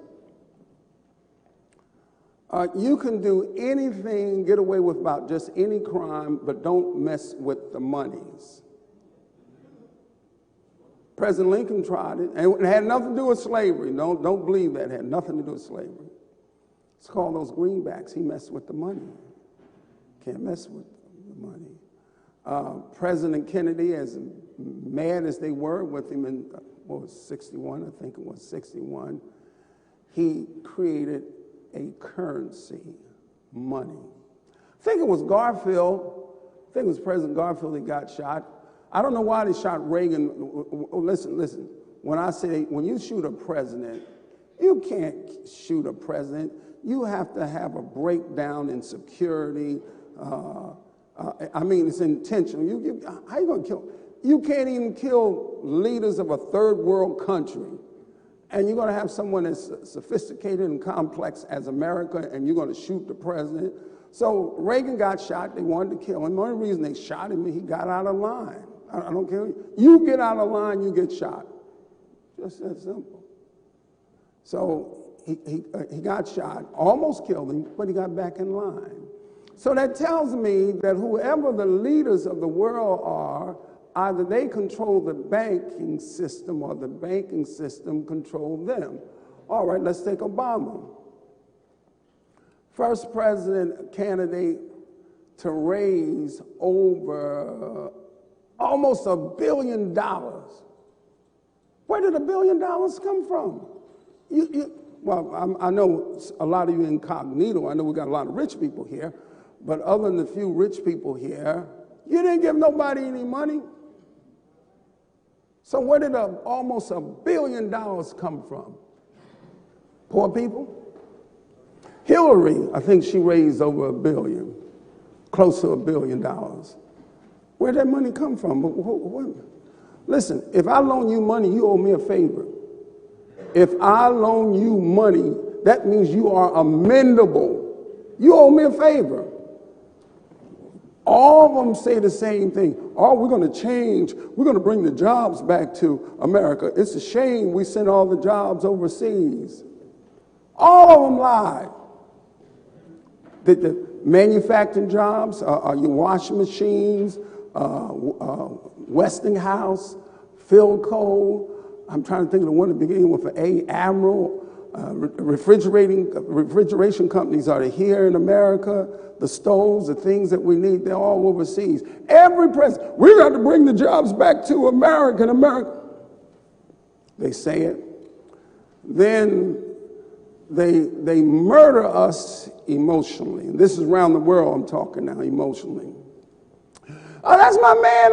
That's a Republican. That's a Democrat. They don't know you exist. They do when they get in office, they do what they're told to do. How come you won't run for office? Now, someone is pushing buttons. And this is why we have this class today. And listen, all these kids overseas, etc., about 90% of what I'm telling you, they have been exposed to more than once. It's about thinking. Let's go officially to the graduation class, 2000. Modified. We should put an asterisk towards this 219, 220, because everybody reading, if there's a history, and they look back and say, oh, they graduated like, no, they didn't graduate like everyone else.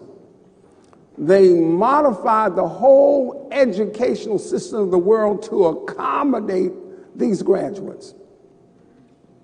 Were they concerned about the education? Oh, they were concerned about the COVID-19 and people getting sick. Really? We believe that? We'll close all the supermarkets down. Close all the department stores down. The worst place you can go to when you're sick is to go to the hospital. You say, why? Because they violate principles of quarantine. Let's think about it. Well, most of you aren't as old as I am. When I was sick, you get in a room, stay in a room. Nobody go in the room. That was called quarantine. Drink a lot of fluid, drink a lot of water, take some Anderson, some Bear Aspirin. None of this stuff that kill you now, this Tylenol, that stuff was Bear Aspirin, BC, Anderson. Anybody remember those? Well, I got a lot of young people here. So that's all you did, and you let it run its course. All viruses run their course. There's nothing you can do. It just runs its course and is over with. But it builds up an immunity after that. So now we're not going to deal with it too much. Don't worry about it, because everybody's going to believe what they want to believe. I choose to believe this, the scriptures. I choose to be analytical when anyone in the whole world says anything. I choose. I don't take their word because here's a panel of experts. What does that mean? A panel of experts. The panel of experts told George Bush Sr. that Iraq had unequivocally and categorically, there was no doubt about it. There are weapons of mass destruction over there. We've got confirmation. No one ever found the weapons of mass destruction, but thousands and thousands died. War on drugs. President Reagan, most of you weren't even born, was involved. The CIA, Central Intelligence Agency, CIA, not just anybody, CIA. They were exchanging drugs for weapons, that's right, yeah, drug weapons. All those cartels, they were dealing with them, and they were bringing them into Arkansas, Mia Airport. I'll give you some information so you can do your own research.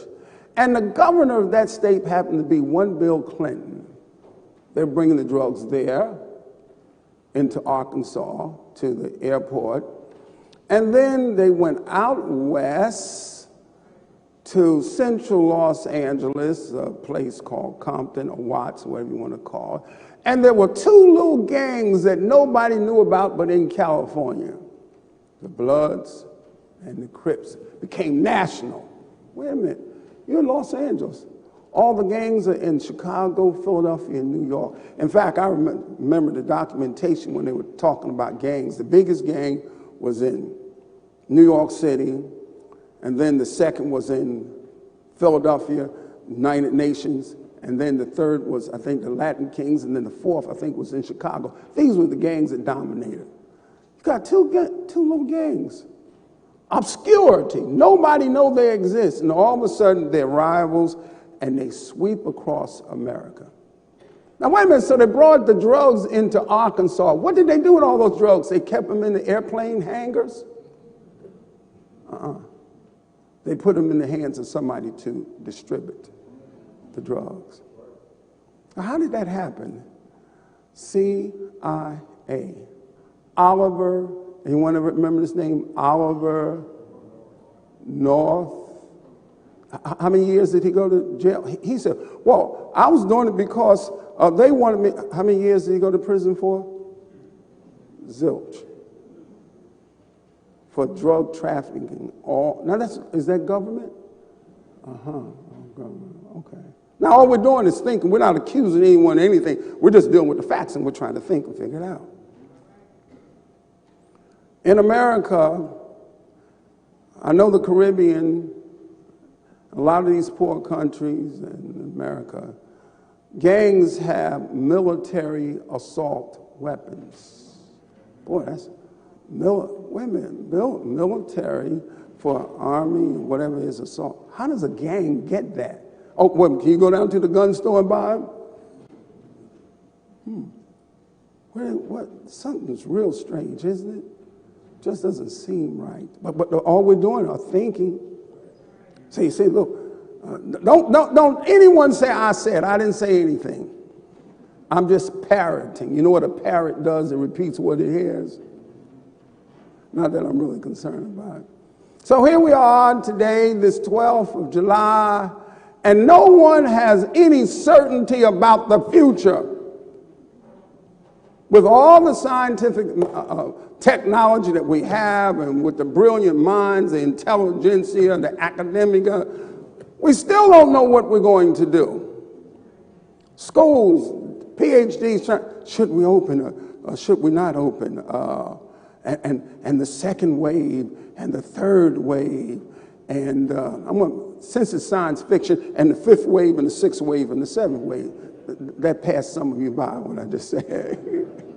Well, listen about the wave. Every one of you, unless the Lord does something, you're going to die. If you're here in this world, you're going to die. You're going to die from something. It's going to be just about our decision what we're going to die from. And I'm talking about in a practical case. You're getting out of here. Best advice I can give you is to be prepared. But as far as the future, they don't know what their future. Well, the colleges don't even know what they're doing. Is that right? Yeah, somebody help me a little bit. I think I'm telling a little bit of truth. They don't know. They will close on the drop of a dime. Now, so far, these are, I just read it before I came out, 250 million people have contracted the weapon. You international folks that are listening, we call it COVID-19. In America, we have another word called weapon. 250,000 is on the internet. It's on CDC, whatever it is. 3,160 something have died. Now, wait a minute. Now that's a lot of people, but only 250 50 million cases. And find it for me if you can, just let me know. More people from the flu, the regular flu, and what's that other thing? What's that disease? Tuberculosis. Died more than that. But people scared to death. The little guy, what's the little guy's name? Dr. Fauci, Dr. Frankenstein? No, I didn't mean that. Fauci, is it? Wait a minute, look here. This is the U.S. right here. Now, new cases, this is the U.S., right? That's not the one I want. I want the worldwide one. That's still, so here's the problem. You have a better chance of recovering from the weapon than you do from tuberculosis. What's the other one I can't think about that they have? I can't think of all these diseases. So you have a better chance of recovering.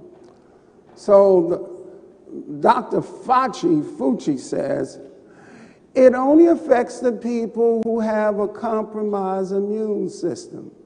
Really? Say, as long as your immune system is good, you're pretty good. So how have they promoted everyone building up their immune system? Say, never mind about a cure, let's work on prevention. Why work on a cure when we can do some things to prevent it? Who is behind this? Well, we know there's a devil, but who is he using? Now, most folks don't know any better. Well, no, that's not the one. Let me tell you about deaths. He's an Arab, Dr. Bashar, I think his name is. He's just one of about 7,000 or so. He said that if you go at the hospital and put you on the ventilator, they get $39,000. If they diagnose you with something, and it's all over the crazy internet, that if you're already sick, you're going to die anyway. And so if you get a virus, they count that as coronavirus. I'm not making anything up. Go look. Listen, doctors are being censored. As soon as they put the information on it, they take it off. So now the thinker begins to ask themselves the question, if anyone should have it, listen, thinkers, if they want to use anything as a model example how deadly it is, the prison system, they live on top of each other.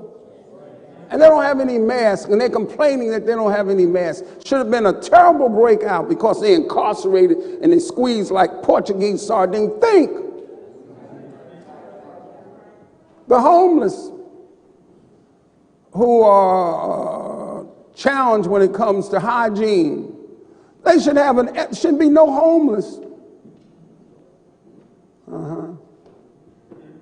So now the thinker said, wait a minute, the homeless, they don't have the same hygiene care, and they're outside and violating this and that, but there's no epidemic. The prison system, they're squeezed together, carbon dioxide, everybody's breathing carbon dioxide. No epidemic. But if we stay away from each other, go through all these protocols, it's still tearing us up. I don't know, I just ask you to think. I'm not a doctor, I'm not a scientist, but I am a thinker. The police officers, they're always dealing with people and so forth. If I'm a police officer, look, I'm scared, you stay away from me, I might take that home to my family. They should have breathing apparatuses on as many people as they got to deal with. It's real strange. All them protesters running around there with no mask. There should have been an epidemic that broke out among all these protesters, right? But it didn't happen. Now all we're doing is trying to think. That's what you learn here at RCA. You learn to think. You've got to be inquisitive. You've got to ask questions. You've got to be autodidactic. You've got to be a polymath. You have to be curious. 22nd chapter of Proverbs. Like I said, this is unusual. I never had to give a talk, a speech, or whatever you want to do, exhortation. No, it's probably more of an admonition, warning. So here we are. This is a fact. There's not one person on the face of the earth that can dispute this if they understand. How many understand what is called fractional reserve lending or banking? Have you ever heard fractional reserve lending or banking? Okay, let me give you a quick. I'm not an expert. This is common sense. We have no monies. At one time, all our monies, the guarantee of the value of our money was in a place called Fort Knox. How many ever heard of Fort Knox? Gold, stash, gold. So at Fort Knox, it was like this.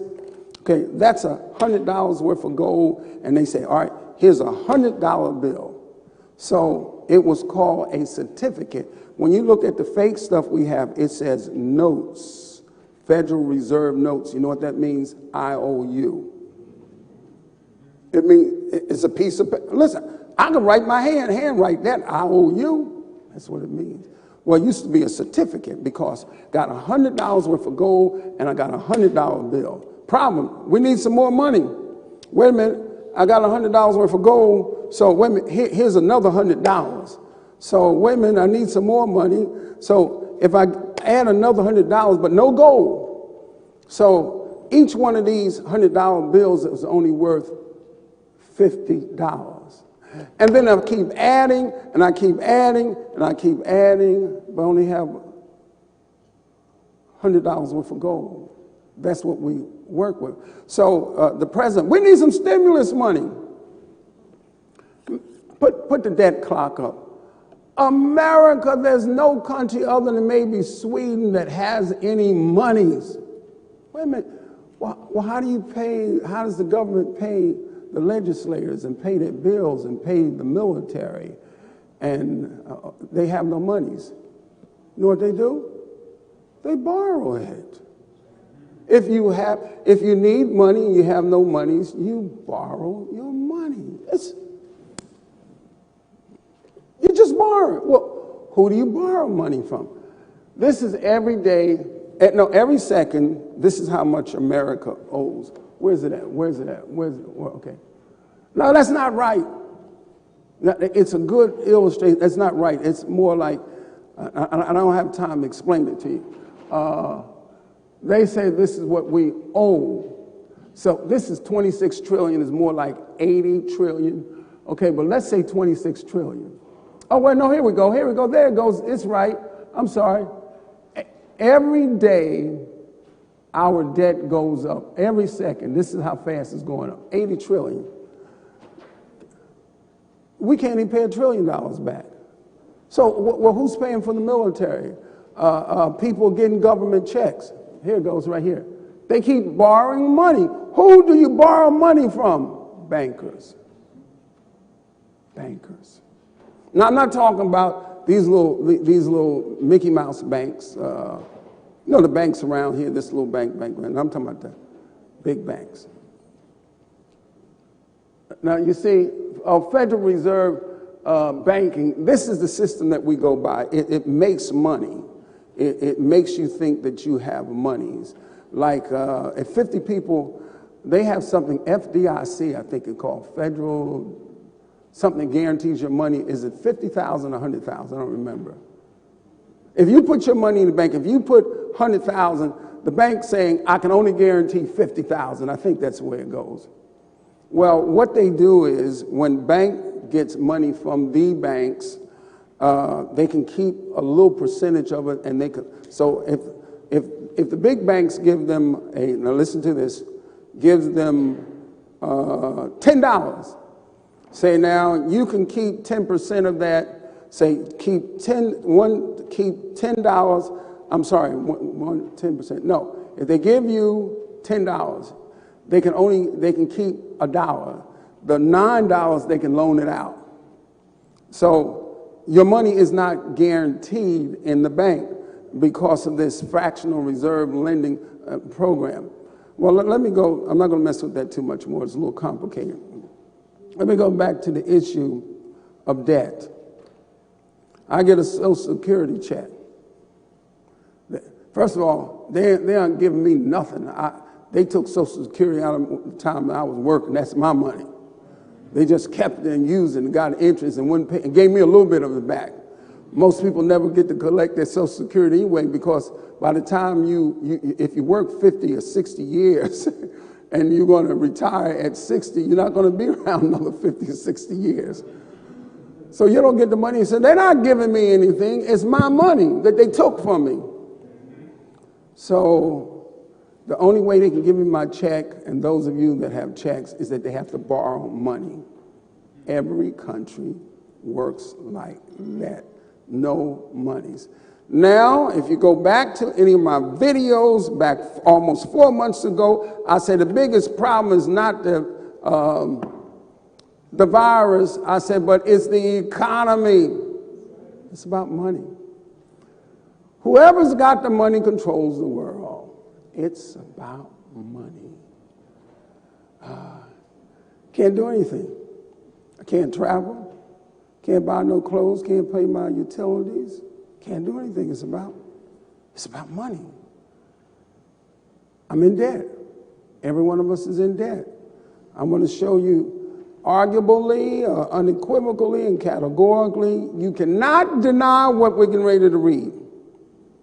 I'm only going to read one verse because I'm just about finished anyway. I got to talk to the graduates a little bit. And those overseas, whatever overseas means. Verse number 7, 22:7, indisputable. Verse number 7, thousands of years ago, it has not changed. Let me tell you what poor people run. Their mouths. No, really. I'm not kidding. Listen, nobody can talk like a poor person can. Listen, when you're poor, you learn the art of being like my father. I don't use this word. This is my father. He said, man, you see a guy, we used to call it, it's not strutting, but it's stroll. You have one hand in the pocket, and you be leaning, you be going, can barely stand. He said, now, man, I'm a little boy. He said, that's a fool. See, he said, that fool think he's got something in his pocket. And my father would say, and he doesn't have 2 copper pennies to rub together. He said, that's a fool. Say, he think he's something that he isn't. Well, and nobody can, listen, nobody can talk like a fool. You get on the corner and hear him talk. Whoever wants to dominate the conversation most of the time is a fool, because all they can do is talk. Now, some fools don't. All fools can't talk. Well, the problem is when you don't have a thinking inclination, inclined to want to think, be curious, ask questions. Why this? Why that? We violate our better judgment. You know, when you feel something like a hunch, say, no, something's wrong with that. That's not right. Do something about it. Do something about it. Here, let me read this before I go any further, because I got to get out of here and let you all out of here, because you'd be sleeping on me. Then they tell me he didn't say anything. This is July what, sweetie? July what? My girls know what Brazilians say it in Portuguese good. He didn't say it though. This is historical. There'll never be another July 12th like this. Never. Families, loved ones, relationships, communities, neighborhoods, everything has changed. Everything has changed. Verse number 7, the rich, what's that word, the old English, how they would say it? ruleth over the poor. So basically, the scripture says there are two, listen to the word, class of people. Only two, the rich or poor. You can have, listen, Bill Gates, and I think of the Mexican guy and the new guy, the shipping magnate. He ships everything. Well, I can't even think of his name. Who? Yeah, that's it. I still can't get it right, but you're right, though. I still can't get it right. Listen, they have $40, $50 billion. That's nothing. Now, wait a minute. Somebody said, well, I'll take a little bit of that. I'll take a fraction of that, right? That's not any money. Rich people don't disclose what they have. I'm talking real rich people. I got these from lesser rich people. I won't tell you, but very, very wealthy man. I asked him, my wife and I was with him, we were in Atlanta. And so he's going to buy, I think about a $700,000 condo. It's about as, to me, it's a one-bedroom apartment. I don't care what they call it. And so he said, Elder, you're gonna go with me. So he picks up a car. I'm staying at my wife and I were staying at his luxury, I don't know what you call that, mansion, hotel, whatever he has in Georgia. So his servant brings the car around, it's about this big. Now, wait a minute, he's going to go look, he's taking me with him on this little trip. He had an appointment. The car was about that big, so I looked. Sister Massey in the back, you remember there? I said, wow. I might buy it as a second car. And so we pull up to this fabulous place where you park and, whatever you call them, come out there and open the door. So I'm sitting there. Now, I don't have any money, but I felt self-conscious. I didn't have any money. I said, what are they going to think? They see us getting out of this car and going to go look at a place for $700,000. So anyway, they open the door and do all that, and we go upstairs, and then he looks around. He said, oh, no, that window's too small.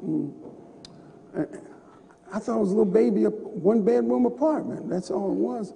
He said, oh, $700,000. He said, no, that's too much. He said, I'm thinking more of the $500,000 range. He said, I'll talk to you later. And like that. I was embarrassed. The way he handled it, he wasn't mean, but it was all business. And I don't have any money. And I felt bad. So you know something was wrong with me. So we go downstairs in the elevator. He said, he gives him the little tag or something to bring his car. I just put my head down. People got Rolls Royce, got Bentleys, they got this. Now I'm embarrassed, don't have any money. It didn't faze him whatsoever. So, listen, he's got to be a big tipper. I don't know how many, he owns houses and everything. So he takes out his money, gives him $1. Now I was embarrassed. Listen, that thing got to me so bad. You should see that's how poor people think. That's how poor people. I was embarrassed for him. He acted like it was nothing. So I had to ask him. It wasn't my business. I said, Mr. So-and-so, how come you only tipped him $1? He said, he didn't do nothing. He said, well, I'm going to give him something, give him money, and he didn't do anything. He said, he better be glad I gave him that. I said, well, I learned something about tip. I still can't in my conscience do it, but that's because I'm poor. Poor people think like that. Well, they don't tell their business. I said, well, Mr. So-and-so, why are you, I'm curious. Fabulous mansion. I said, why are you driving that? He said, rich people don't show their money. He said, we all have the same Lincoln or Cadillac. He said, when anyone talks about their money, he said, they aren't a part of them. He didn't use the word class, but it's something else that meant class. I said, well, I'm interested in that. He owned a horse racing track in Florida, et cetera. He wasn't bothered. So the point is classes. Two classes of people, poor and rich. Everything else. Now I'm going to hit you with the bomb shelter, particularly those that you overseas. We had 18, 19 people come from different countries. And listen, they came here with a lot of prejudice and bias because they're from different countries. particularly ones that were from the Soviet bloc country, because the Russians and the Ukraine, I think the Russian-Ukraine is like this, and then everybody else, they fight or carry on. I knew they had problems. We watched them. The other countries, I don't want to call. I'll tell you this, we had the British, and then we had the Irish. I said, I knew they had problems with it. We just think, oh, Great Britain. No, people have problems. And they all use a word that is a new, no, it's not, it's an old social construct. That's all it is. They said, well, he's racist. Wait a minute. Listen to me. What are you saying? You mean say you're against the race? Let's say we all came from the hypothesis. Now remember, hypothesis means it's so extreme it can't even be a theory. According to the science, we all came from cave woman. Now what we were taught, it was caveman, but how do they know if it was a man? Could have been cave woman. So whoever cave woman and then somehow another cave woman, my theory is as good as this. They say caveman. I said, prove it. I believe it was a cave woman, if you're going to believe that. So anyway, they got together and said, we're going to have children. I don't know how many cave men or cave women. It could have been 1,000 of them. They died off. We don't know. But remember, we're dealing with a hypothesis. So everyone that's living on the face of the earth traces their origins back to cave woman and cave man. One race. Now listen, this is one race. They didn't say there was an Asian race and an African race and this race. No, one race. So if there's one race, what does it mean when it says that you or she is a racist? Now, wait a minute. What color was cave woman and cave man? Let me see. I think they were brown. That's if you believe in the hypothesis. Yeah, that's what they were. And they look alike. And then you know what happened? Cave woman and cave man start having kids. And genetically things stopped changing. And cave woman and cave man was not able to produce an identical species as themselves. But they changed the nose, the environment, the food, things began to change. And so 500 or 600 years ago, 500 or 600 years later, cave woman and cave man didn't look like their offspring. Genetically just kept changing. Now that's a hypothesis, and let's get to the serious part. The Lord God formed man of the dust of the ground, breathing in his nostrils the breath of life, and man became a living soul. Adam and Eve. Every one of us is an extended cousin. I don't care what you look like now. If you trace your origins back, your pedigree, you see, wait a minute, that was a cousin and that a cousin. Yeah, we're cousins. Might be to the 150, 160, 300 degree, but we're cousins. Everyone is interrelated. The difference between any of us in here is 0.02, I think it is. That means if you take 1% and chop it up 5 different ways, that's the difference. Now, not 1% difference, but you chop it up. The problem is a compound, a hormone, whatever you want to call it, melanin. That's it. Some have more than others, but everybody has fingers alike, fingerprints, 2 arms and 2 legs and 2 eyes. And then if you were to fray us or skin us, all of us, take the skin off of us. We all look alike. We're all the same. So what do you mean nationality or ethnicity is the problem? Not race. There's no, how can you be against the race? That means you're against everybody, because we, listen to the preacher, one blood. Everybody has the same blood. Same lungs. Nobody has the 3 eyes yet. There's not that much difference. But a social construct said, look, there's a big difference. You know how those people are? No. That's what you call prejudice or bias. That's something that you learn. You're not born with that. You can take a kid, an Asian kid, a baby, and put it in a Swedish family and grow up around Swedish. You know what that Asian baby, I don't care what it looks like, you know what it's going to think it is? It's going to think it's a Swede. It adapts. So what happened with nationalities, we adapt to certain cultural prejudices. That's the problem. It's not social injustice as they know it. That's a social construct. That's something that you make up. Now, wait a minute. Guess who it affects? Poor people? Let's take Michael Jordan. Where does he live? Let's take Oprah. Where? They don't live around you. Do they live around you? It's class. When you get Bill Cosby, so and so, they don't live around you. It's class. Everything is about class. That's the world. I don't care what country you're in. It's about class. As I told you, you know who fight wars? Rich people fighting each other all the time. No. It's that other class, us, fighting each other.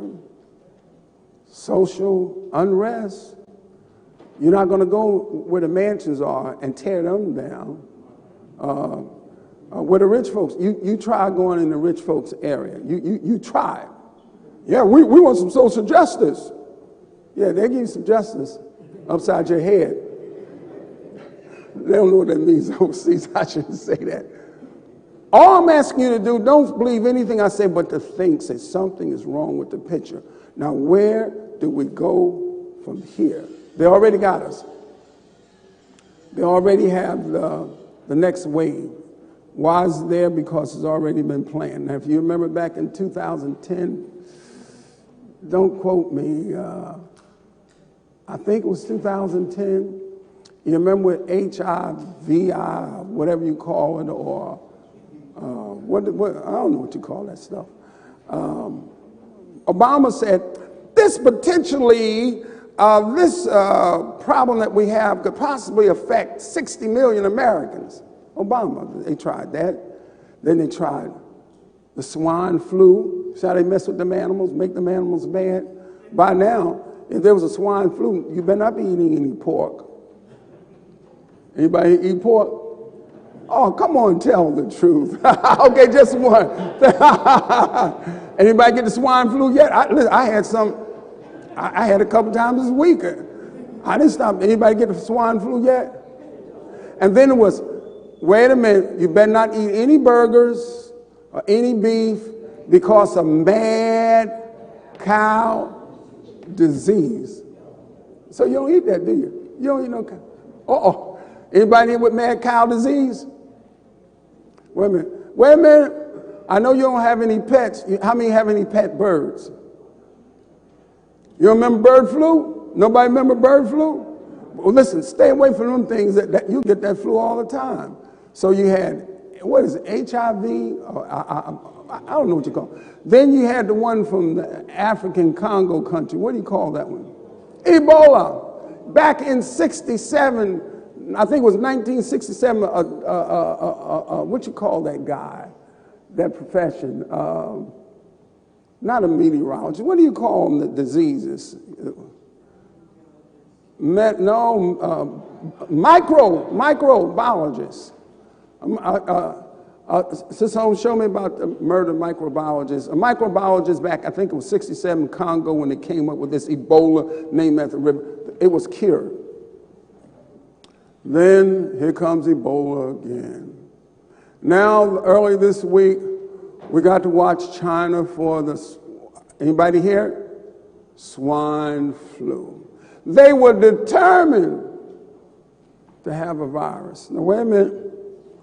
He says, is the preacher right? Overseas? Overseas, you can look on the internet. Is it 2010 Rockefeller Foundation think tank report. Is it 2010? Is that, what was it? Okay, go on the internet.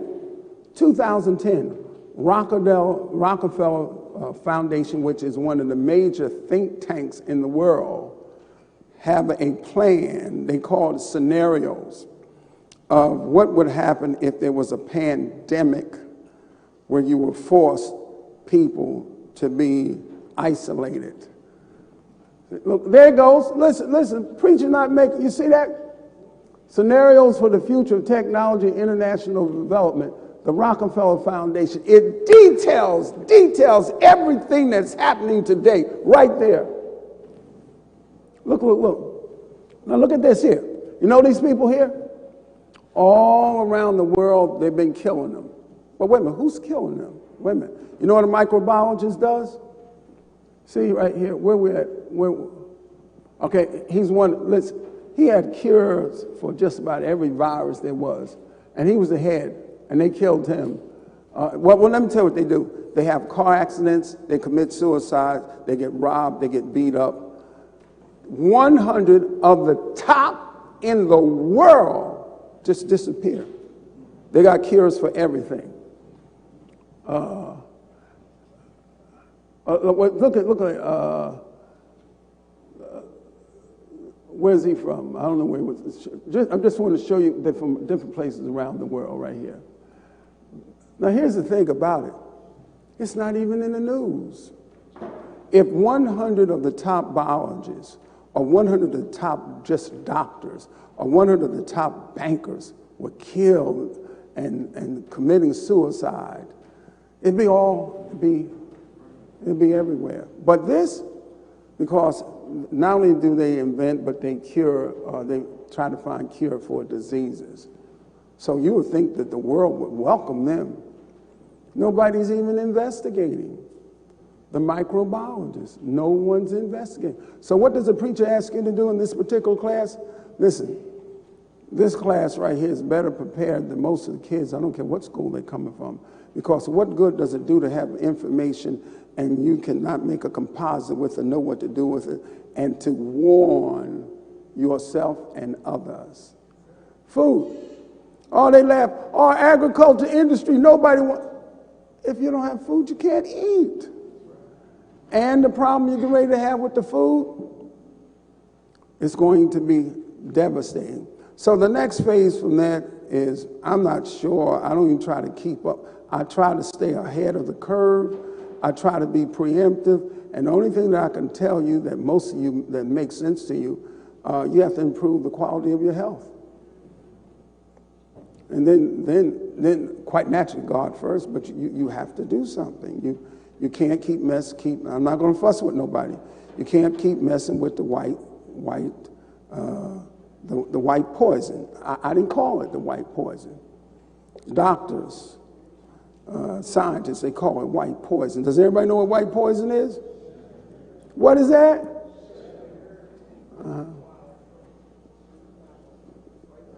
Yeah. How do you get flour white? Bleach it. Sugar, how do you get it white? Is it white? Bleach it. Signs everywhere. And we won't help ourselves. Now, the kiddies here have a marvelous opportunity. This graduating class, I miss all the kids that are not here. One of the things a kid will tell you, I won't let a kid come here and not be happy. When I say happy, I mean grateful. When you have listen, all you could ever ask for in life is an opportunity. That's all. You got to do something with it. And these kids, just the ability to learn how to think is major. Most never even heard what an autodidact is a polymath. That's huge. That's huge. You have to take. This is the biggest problem to this overinflated thing called depression. It's about what you do with your mind. Let's deal with depression. Only a second, too. I've always had a beef with people that said, I am bored. What? What do you mean? With all there is to learn, and all there is to do, and all there is to accomplish, to accomplish with all the competition, somebody wants this, that, and you're bored?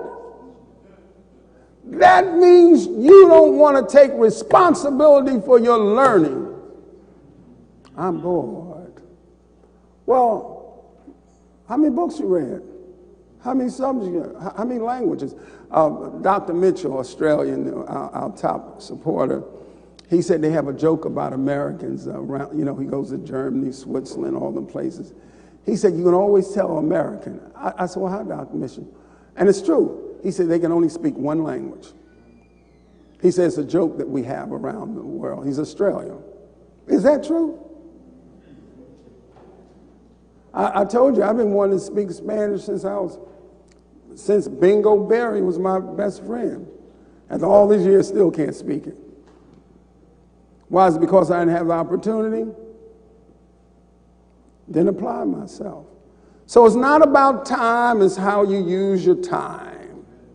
Socializing, talking on the little thing, won't use it. And wait a minute, and we teach the kids, it's not I'm going to see if the kids remember. I say it's not a cell phone. What do we call kids? I'm going to see if any remember. What is it, baby? Handheld computer. Thank you. Handheld computer. Say, no, it's not a cell phone. Don't look at it like that. Oh, this is a computer. This is a whole library. I can learn anything I want to learn right here. That's the mentality. That's the transformation. We must, I think it was Jesse Jackson who said, and I'm not quoting him because I'm particularly endorsing for anything. He said, how can you tell a person to pull up their bootstraps when they ain't got no boots to put on? We gave you bootstraps. We're a little different. Wouldn't let the kids get away with anything. I remember a little baby right here when she couldn't speak English, an ounce of English. Yeah, you know I'm talking to you, sweetheart. She was so shy, if she would see me, she was high. Where those other two brothers at? Look, there he goes too. That's the first one. He was 16 years old when he came. Stand up so they know who you are. You squirrel. He was 16. I would ask the kids something, and he was always in the back, and I couldn't see his face. He had a little bit of English, so I would say, well, say so-and-so in Spanish. He wouldn't volunteer. He was always in the back. Now we can't keep him quiet. He was 16 years old, and we had little kids come here. I had a little boy, a little Russian boy last year. What was that little Russian boy's name? What was his name? Oh, I don't know where he was. Well, a little Russian boy. This boy had that little handheld computer every minute of just trying to get this English right there. And he said, say again, say slow, say again, say slow. He applied himself. And before he left, he was pretty well versed in English. So all we have is regulated opportunity for the future. He said, what do you mean regulated? It depends on the protocol. It depends on what they can get away with. It depends on how they can scare people to death. It depends on the rebellion, the social unrest. It depends on a consensus. I'm still waiting for what you call the militants. They call them the patriots. Listen, guns are sold out just about every place. So there's going to be a fight. This is realistically. Now, I end by saying this to the class. We should never we should never acquiesce, and to those international people, it means you disagree, but you don't put up any resistance. You disagree, but you don't put up resistance, you go along. We should never allow an incident occurred in an obscure place that nobody never heard of, most people in the world never heard of, Minneapolis, Minnesota. It changed the world. One incident in Minneapolis, Minnesota. Prior to that, if my recollection serves me, last year, I think there were 15,000 murders in America. See if I'm right, substantiate that before I go any further. And on one of those incidents, right here in Troy, was it last year, year before last, right here in Troy, better known than Minneapolis, not as big as Minneapolis, better known because you got Troy, Michigan, Troy, Georgia, and Troy, Uncle Sam, New York. North Troy, two little kids and their mother were brutally killed by cutting throats. The little boys, wait a minute, was it 2 or 3 kids? 3. Oh, it was 3. 2 children and the mother.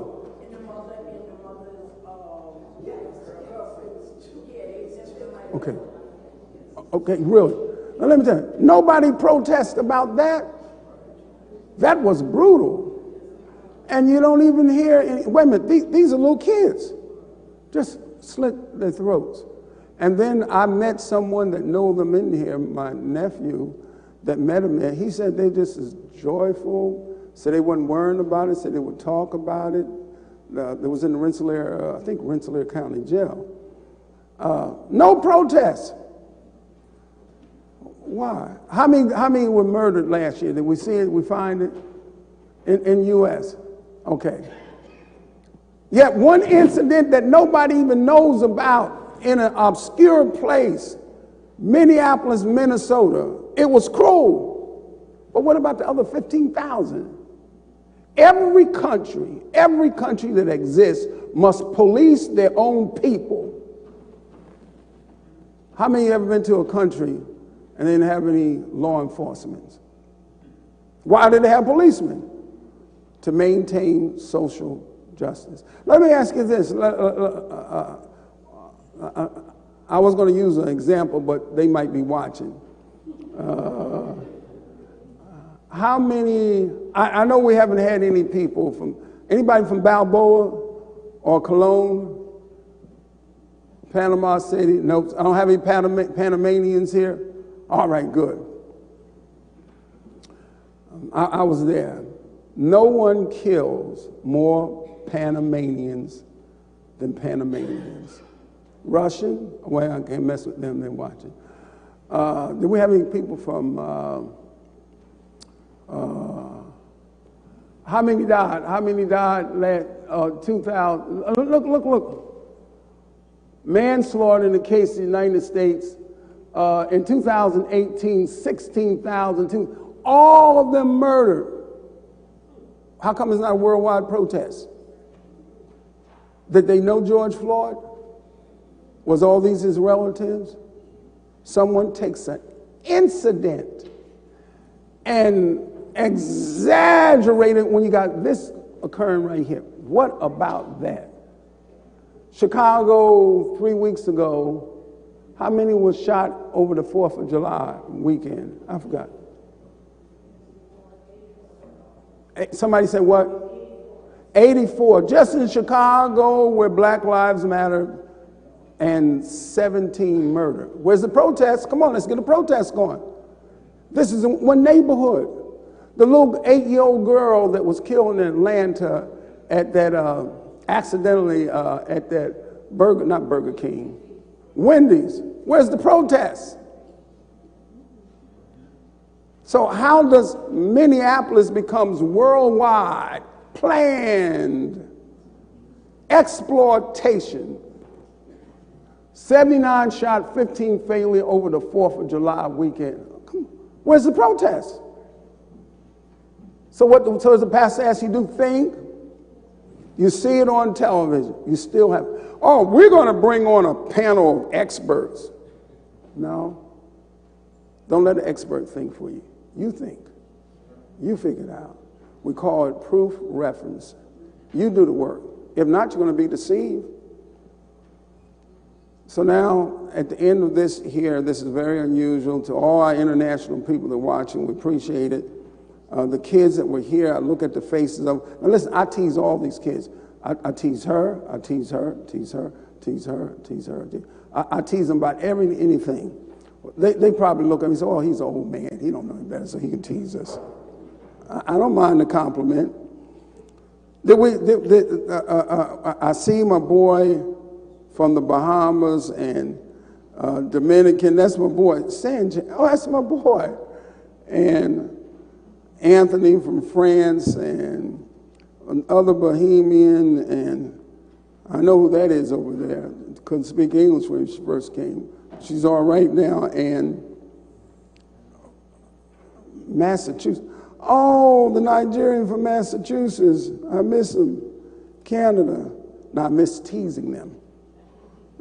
Bahamas. Good kids. Well, listen, this comes to the end of the program. This is about the end of it, close to the end. I hope you took a little bit of something from this. In fact, we're trying to spread truth. Truth. We're trying to spread truth. Jesus says, you know the truth, and the truth of what?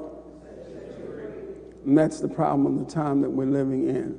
Now remember, time is short. They will accelerate as quick as we give in. I told you, I wrote to someone today, I said, they told me that we couldn't do what we're doing here. Oh, and school will be in session. School will be in session. Unless, I say this, like what'd you say?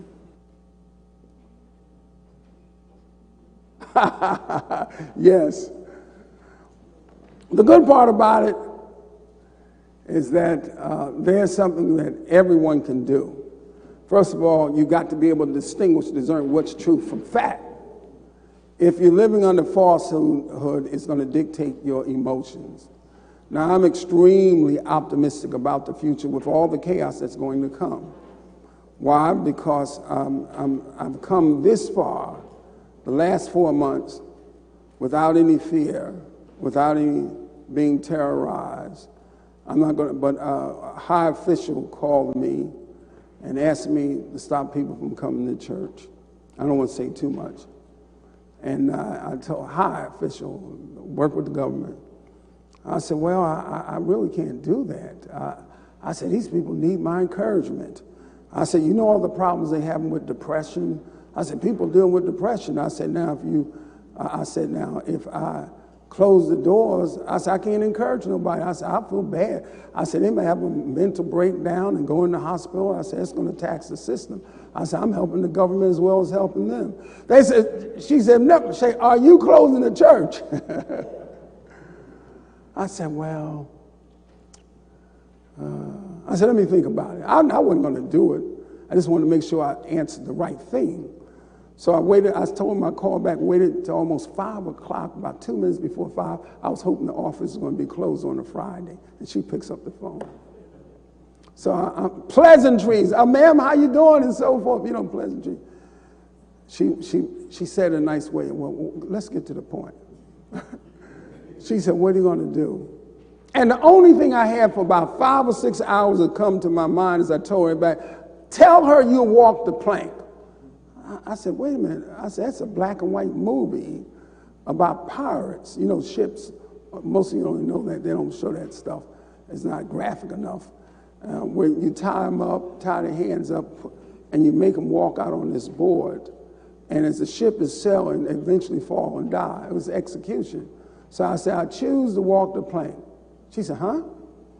I said, I choose to walk the plank. She said, do you know what you're saying? I said, yes, ma'am. I said, I know what I'm going to do. And she said, well, she said some more stuff she's going to hear from me. And so every day I wonder, I said, they're going to come in. Now, let me tell you what I told her. I said, if you put some chains on that door and you put some guards out there, I said, I won't.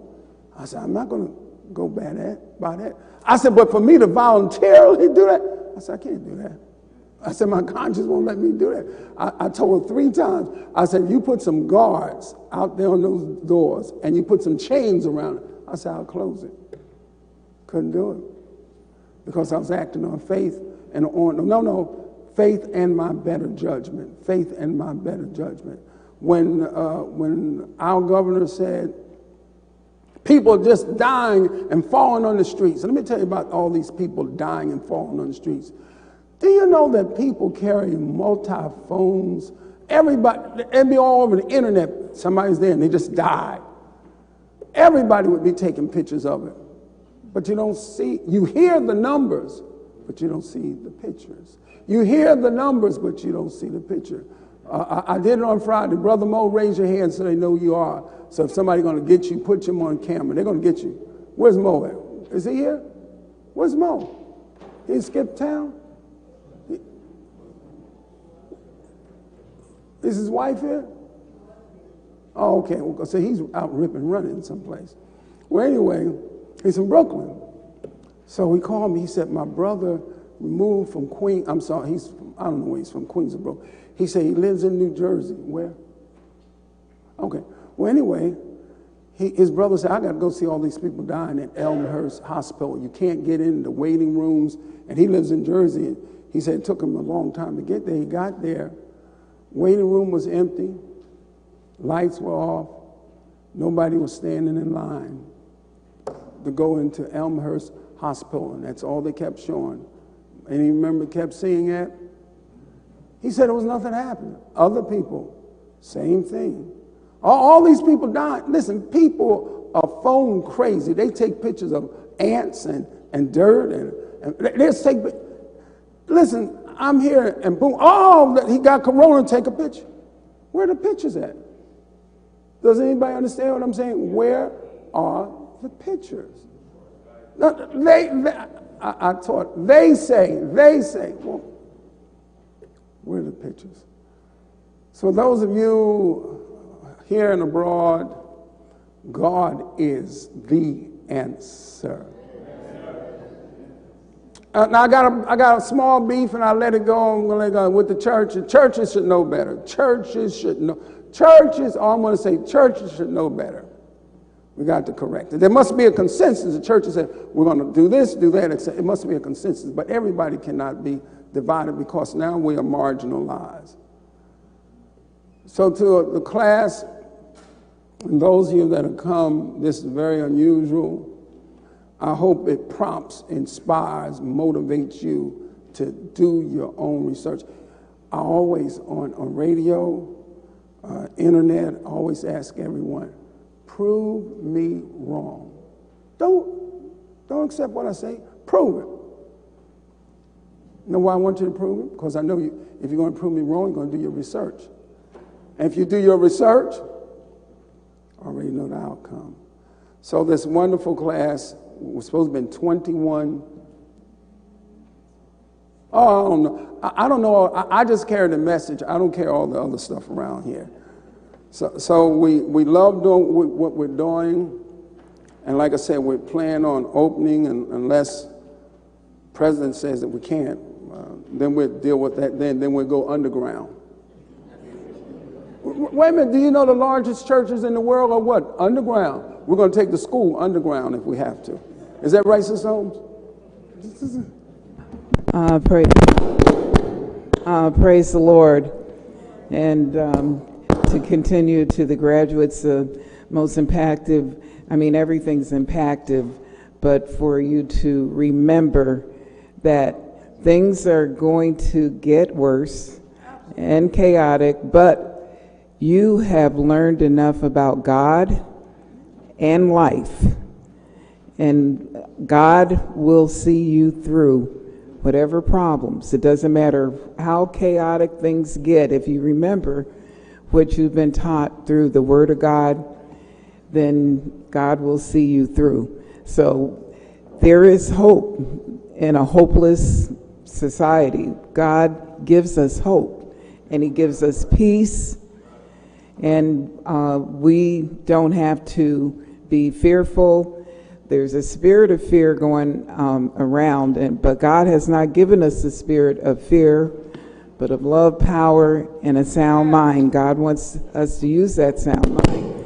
And we are going to ask that you stand again, because This is historic.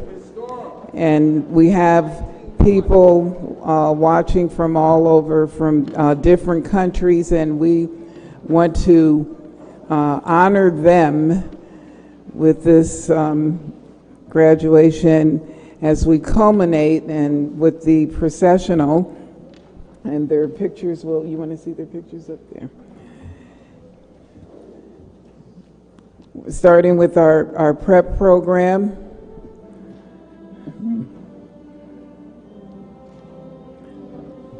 Attending St. Michael's College in the fall, from South Carolina, Nazir Adino.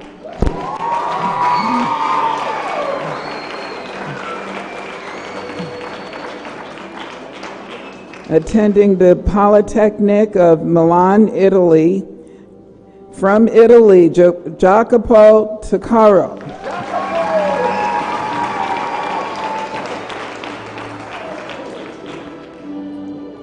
Undecided from Brazil, Tiago Amarin.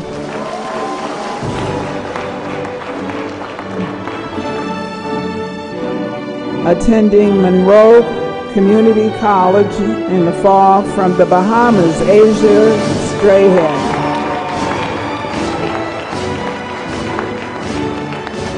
Attending Edison State Community College from Indiana, E-Jazz.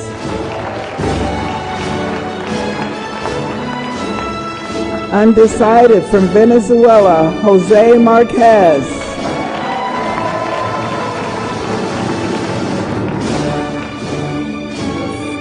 Attending Portland Community College from Kazakhstan, Vladivest.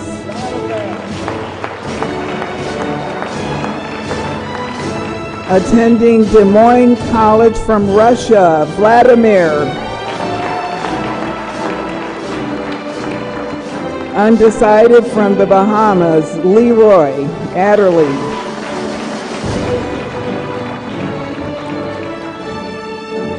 Undecided from Dominican Republic, Pedro.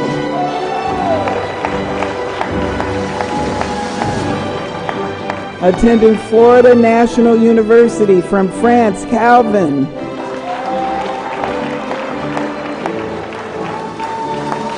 Undecided from Canada, Mark Anthony.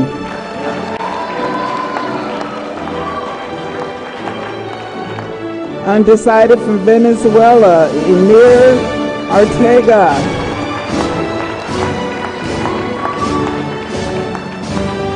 Attending Simpson College from Serbia, David Percebes.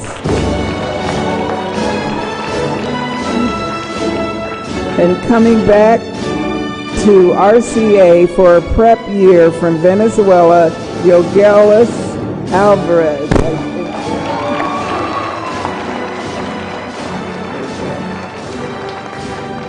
And as we go to our seniors, we're asking Milani to come up to be prepared to read comments from parents that have been texting during the service. Our seniors from playing overseas professionally from France, Kevin Zami.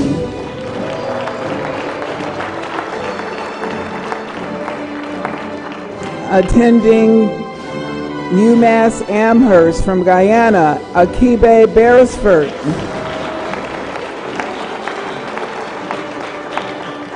Undecided from the Bahamas, Savion. Also undecided from the Bahamas, Marvin Johnson. Playing overseas for the Antibes Sharks from France, Nathan Jean. Attending the University of Southern Mississippi from Mississippi, Micah Hardage.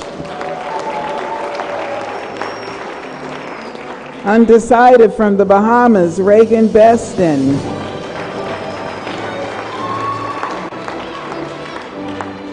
Undecided from Canada, Marianne Gregory. Attending St. Michael's College from Massachusetts, Chuma. Undecided from the Bahamas, Jaden McIntosh.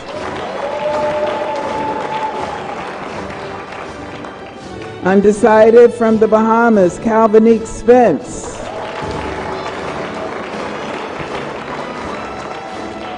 Attending Long Island University from France, Anthony Kabala.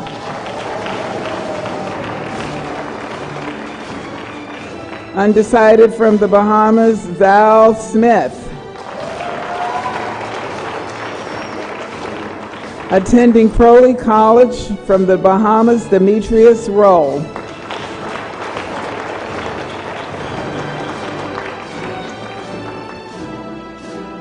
Coming to RCA for a prep year from the Dominican Republic, Damian Sanchez.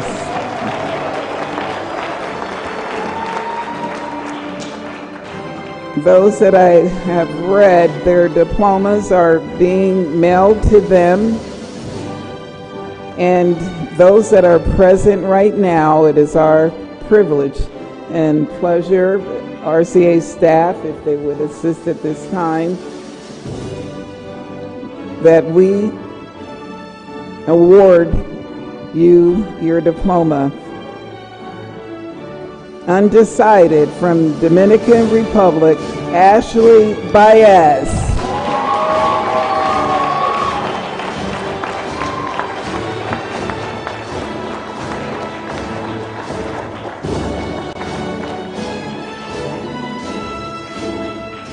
Attending Beacon College from Massachusetts, Sophia Naomi Irvin.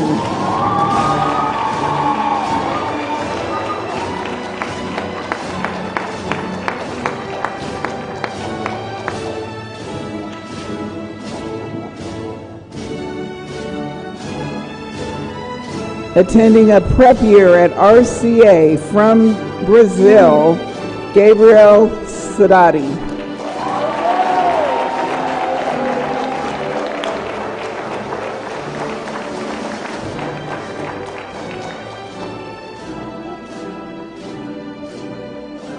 Attending Long Island University from Massachusetts, LaChastity Shaver.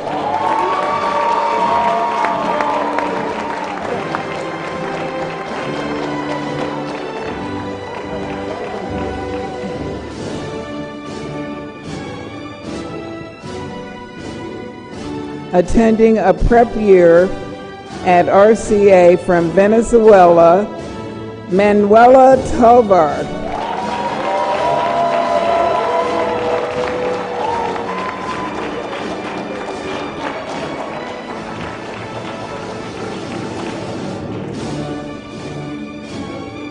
And accepted at Iona College, Lemoyne College, Kenzovia College, Long Island University, Barry University, and Grand Canyon University, our 2020 valedictorian for Redemption Christian Academy, our very own Paris Johnson.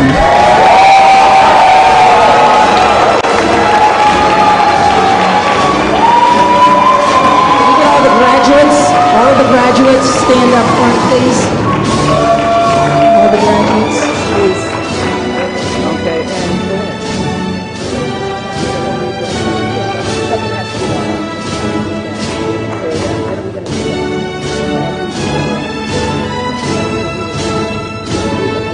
So we'd like to thank all of you who are watching online, all of the families of the graduates watching from many countries. Calvinique, one of our graduates, said, just want to thank you guys for this opportunity. To all the RCA staff, very appreciative.